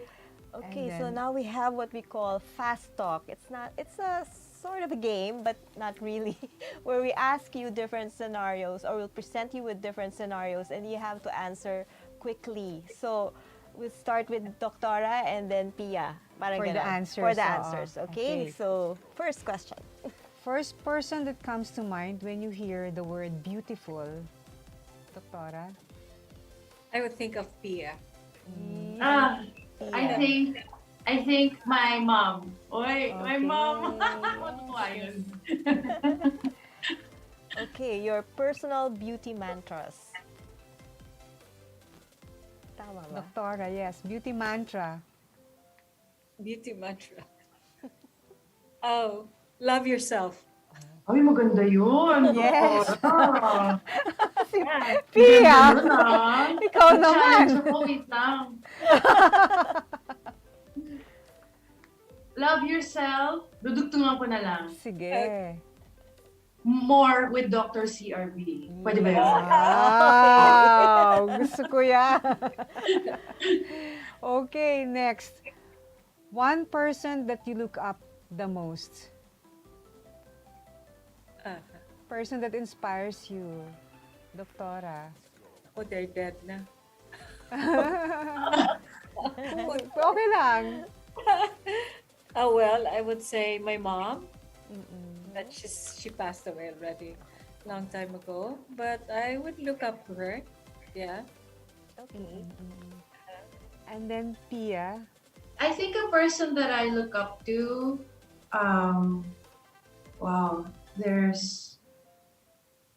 I can't think of just one person. It's so hard because it depends if as a beauty queen ba, as a businesswoman ba. Okay, ito na lang. Beauty queen na businesswoman she's Jennifer Hawkins. She's from Australia. She won for quite some time na rin. But I love her because in Australia, nakapagtayo siya ng mga sarili niyang negosyo. Di na niya kailangan mag-artista. So, yun ang goal ko. Magaya mo siya. Yeah. I love her. Yeah. Independent woman, di ba? Yes. Financially independent and successful. Yeah. Okay. Eto naman. Your go-to food or snack? May ganon. May ganon. Dami. Go-to food. Go-to food. Like Like, busy. Doktora. Go-to food. Oh my God. Pag on the go kayo. Most of the time. Go-to food. Oh my God. I would say, I would always look for my, I would love to eat buko lychee. the ice cream. Oh, talaga? Ice cream. Yeah, it refreshes me. If I'm tired from work, I come home and then I look for it. Oh, sa bagay, refreshing, no? Yeah. Refreshing. It's sweet. It's cold. So, yeah, that's most of the time that the food that I look for when I come home. How about you, Pia? What's your go-to I food? love bread. I love carbs. I'm sorry. God. So, Sorry. my go-to, sorry Doc ha, kasi siya nahihirapang magpapayat sa akin. Pero sarap kumain. Oo nga. Any particular bread na kinikrave mo? I am not picky at all. I eat everything. Basta baked products. Bread is life, di ba? Okay. Your guilty pleasure. Doktora. Bread Guilty nga. pleasure. Hindi, guilty pleasure ni Doktora. Guilty pleasure? BTS? Okay. Oh, revelation! I'm a fan. Oh, okay. Did you go to the concert? Yeah. Oo nga. Did you go to the concert, Doktora? I did. Oh! We went to the States to watch the concert. So Wow. that's really an expensive experience. An expensive guilty pleasure guilty talaga. pleasure talaga yun. Satisfied, oo. What about you, Pia? Guilty pleasure? My guilty pleasure, it's a little different. I'm a geek kasi. I geek out when, I'm not working, I'm not in front of the camera. So I love being on Reddit. Sorry. Oh. I love being on Reddit and Discord. It's the community. Wala, nakatambay lang ako dun palagi sa Discord channel namin, and I speak to other members of the community. And I also love NFTs. I'm really into crypto at the moment. It's so different, but it's my guilty pleasure right now. Is looking for NFTs. Yeah, it's going to be big. Art and music? Yeah. Okay. Diba? Oo, no? Something new we learned about you, both? Pia, and Doktora. Okay. Galing, Oo. And now, your favorite expression. Oo, parang kayong-kayo yon when you say that. Yeah, ano yun? Doktora. That's, Or maybe let's trade. Pia, ano yung Doktora expression? common expression. Like a common expression or phrase that siya yun. Wala namang palaging ginagamit si Doktora. Hard to think, no? Kasi Doktora, I don't think she uses a lot of like mga gay lingo, ganyan. I think ang class kasi ni Doktora so, Yes. Oo, sabi ni Doktora. Ma'am, ganyan. Ako gano'n. Yun yung sa akin, personally. Yung sa'yo, what? Ay, sa akin personally, ma'am. Pag kasi sinabi ko, ma'am, it's a very Pia thing to say. Okay. Oh, bago na naman. Oo, wow, we're learning a lot. Oo, new. happy things about them. No? Yeah, yeah. Nakakatuwa. Yeah. Okay, next. Your motto in life. Oo. Iba pa yung mantra. Oo, Your motto beauty in life mantra naman. yun. Ito, motto. Oo, maybe to get ahead with life. Your motto in life. Doktora. Yeah, I was thinking when I was Slam in book high na ito, school. Doktora. Yeah, it's like you're writing all those. Oo, slam book na. Something like that. Motto in life is, should I be able to say this? You only live once. YOLO Uy, talaga maganda si yun. Doktora. M. Oh, yeah. I've been watching YOLO fun movies. Okay, okay. Only live once, yeah. Okay. And you, Pia, motto in life? I like YOLO. YOLO na rin ako. Gusto din namin yan. Oo nga eh. Carpe diem Especially tayo. during the pandemic, you can really Oh, think no. YOLO. You only Oo live nga. once. Tama. Yes. So Next question. Next Gina. question. If you were a fictional film character, who would you be and why? Wow. Fictional character. In movies, oo. Doktora. I want to be Dr. X. Yeah, it's a fictional character. She's impossible, but it's fun. If you're familiar with it, it's Yes, she's yes. a doctor who's a very good surgeon who can do anything but doesn't care about the world. Something like that. But Anti-hero. it's a character. Oo. Oo. What about you, Pia? I would love to be Darna. Kahit sa panaginip na lang. Pwedeng Oo, malay mo may bato, di ba? Yung ano, dingang bato. Hindi, That's a good- tinapay na lang. Okay, okay yun ah. Good answer, good answer. What would have more weight for you? Beauty or intelligence? Oo, Doktora. Beauty or intelligence? Pwede ba equal? Equal weight. Pwede naman. I would say intelligence, because we can give beauty, or I would still say equal for both. Pwede ba yun? I won't choose for Yeah. either. Well, there's no wrong answer There's or no right wrong. answer. naman. I want to Yeah, be yeah. both to be equal, actually, because beauty is beauty, but you still need intelligence for you to be able to enjoy that beauty, or to be able to do many more things, and you need intelligence to be able to give back to, or to do to be more relevant. And beauty is also important because it can bring you a lot, or it can bring you everywhere, anywhere, and it gives you self-confidence. For me, it should be equal. Okay. Okay. Parang pang pageant yun, sagot niyo, Doktora. Oo. Pageant ba yun? What about you, Pia? Yeah. Beauty or intelligence? I think both have, like what Doctora said, both have equal importance. Both can be learned or improved. So you know, if you're not book smart, you can improve that. If you're not born With like beauty. what society considers beautiful, then you can have enhancements done to make yourself beautiful. But if you have both, it's a deadly combination. Yes. Oo.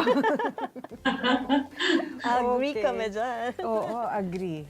Okay, so the last question. Describe yourselves in 3 words. Yes, Doktora.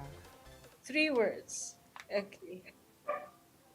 Should I say CRB, confident, radiant, beautiful?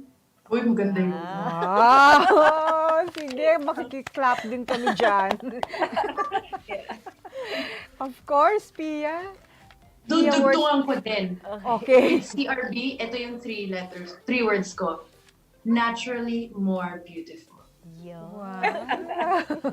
Oh, clap din kami dyan. Kasi yun yung tagline ng Dr. CRB. Clap din kami dyan. Wow. So, Okay. Dina, Thank you for Oo. indulging us in Yes, that, we wish we can light chika pa moment. more, pero thank you for joining us today. That's all the time we have.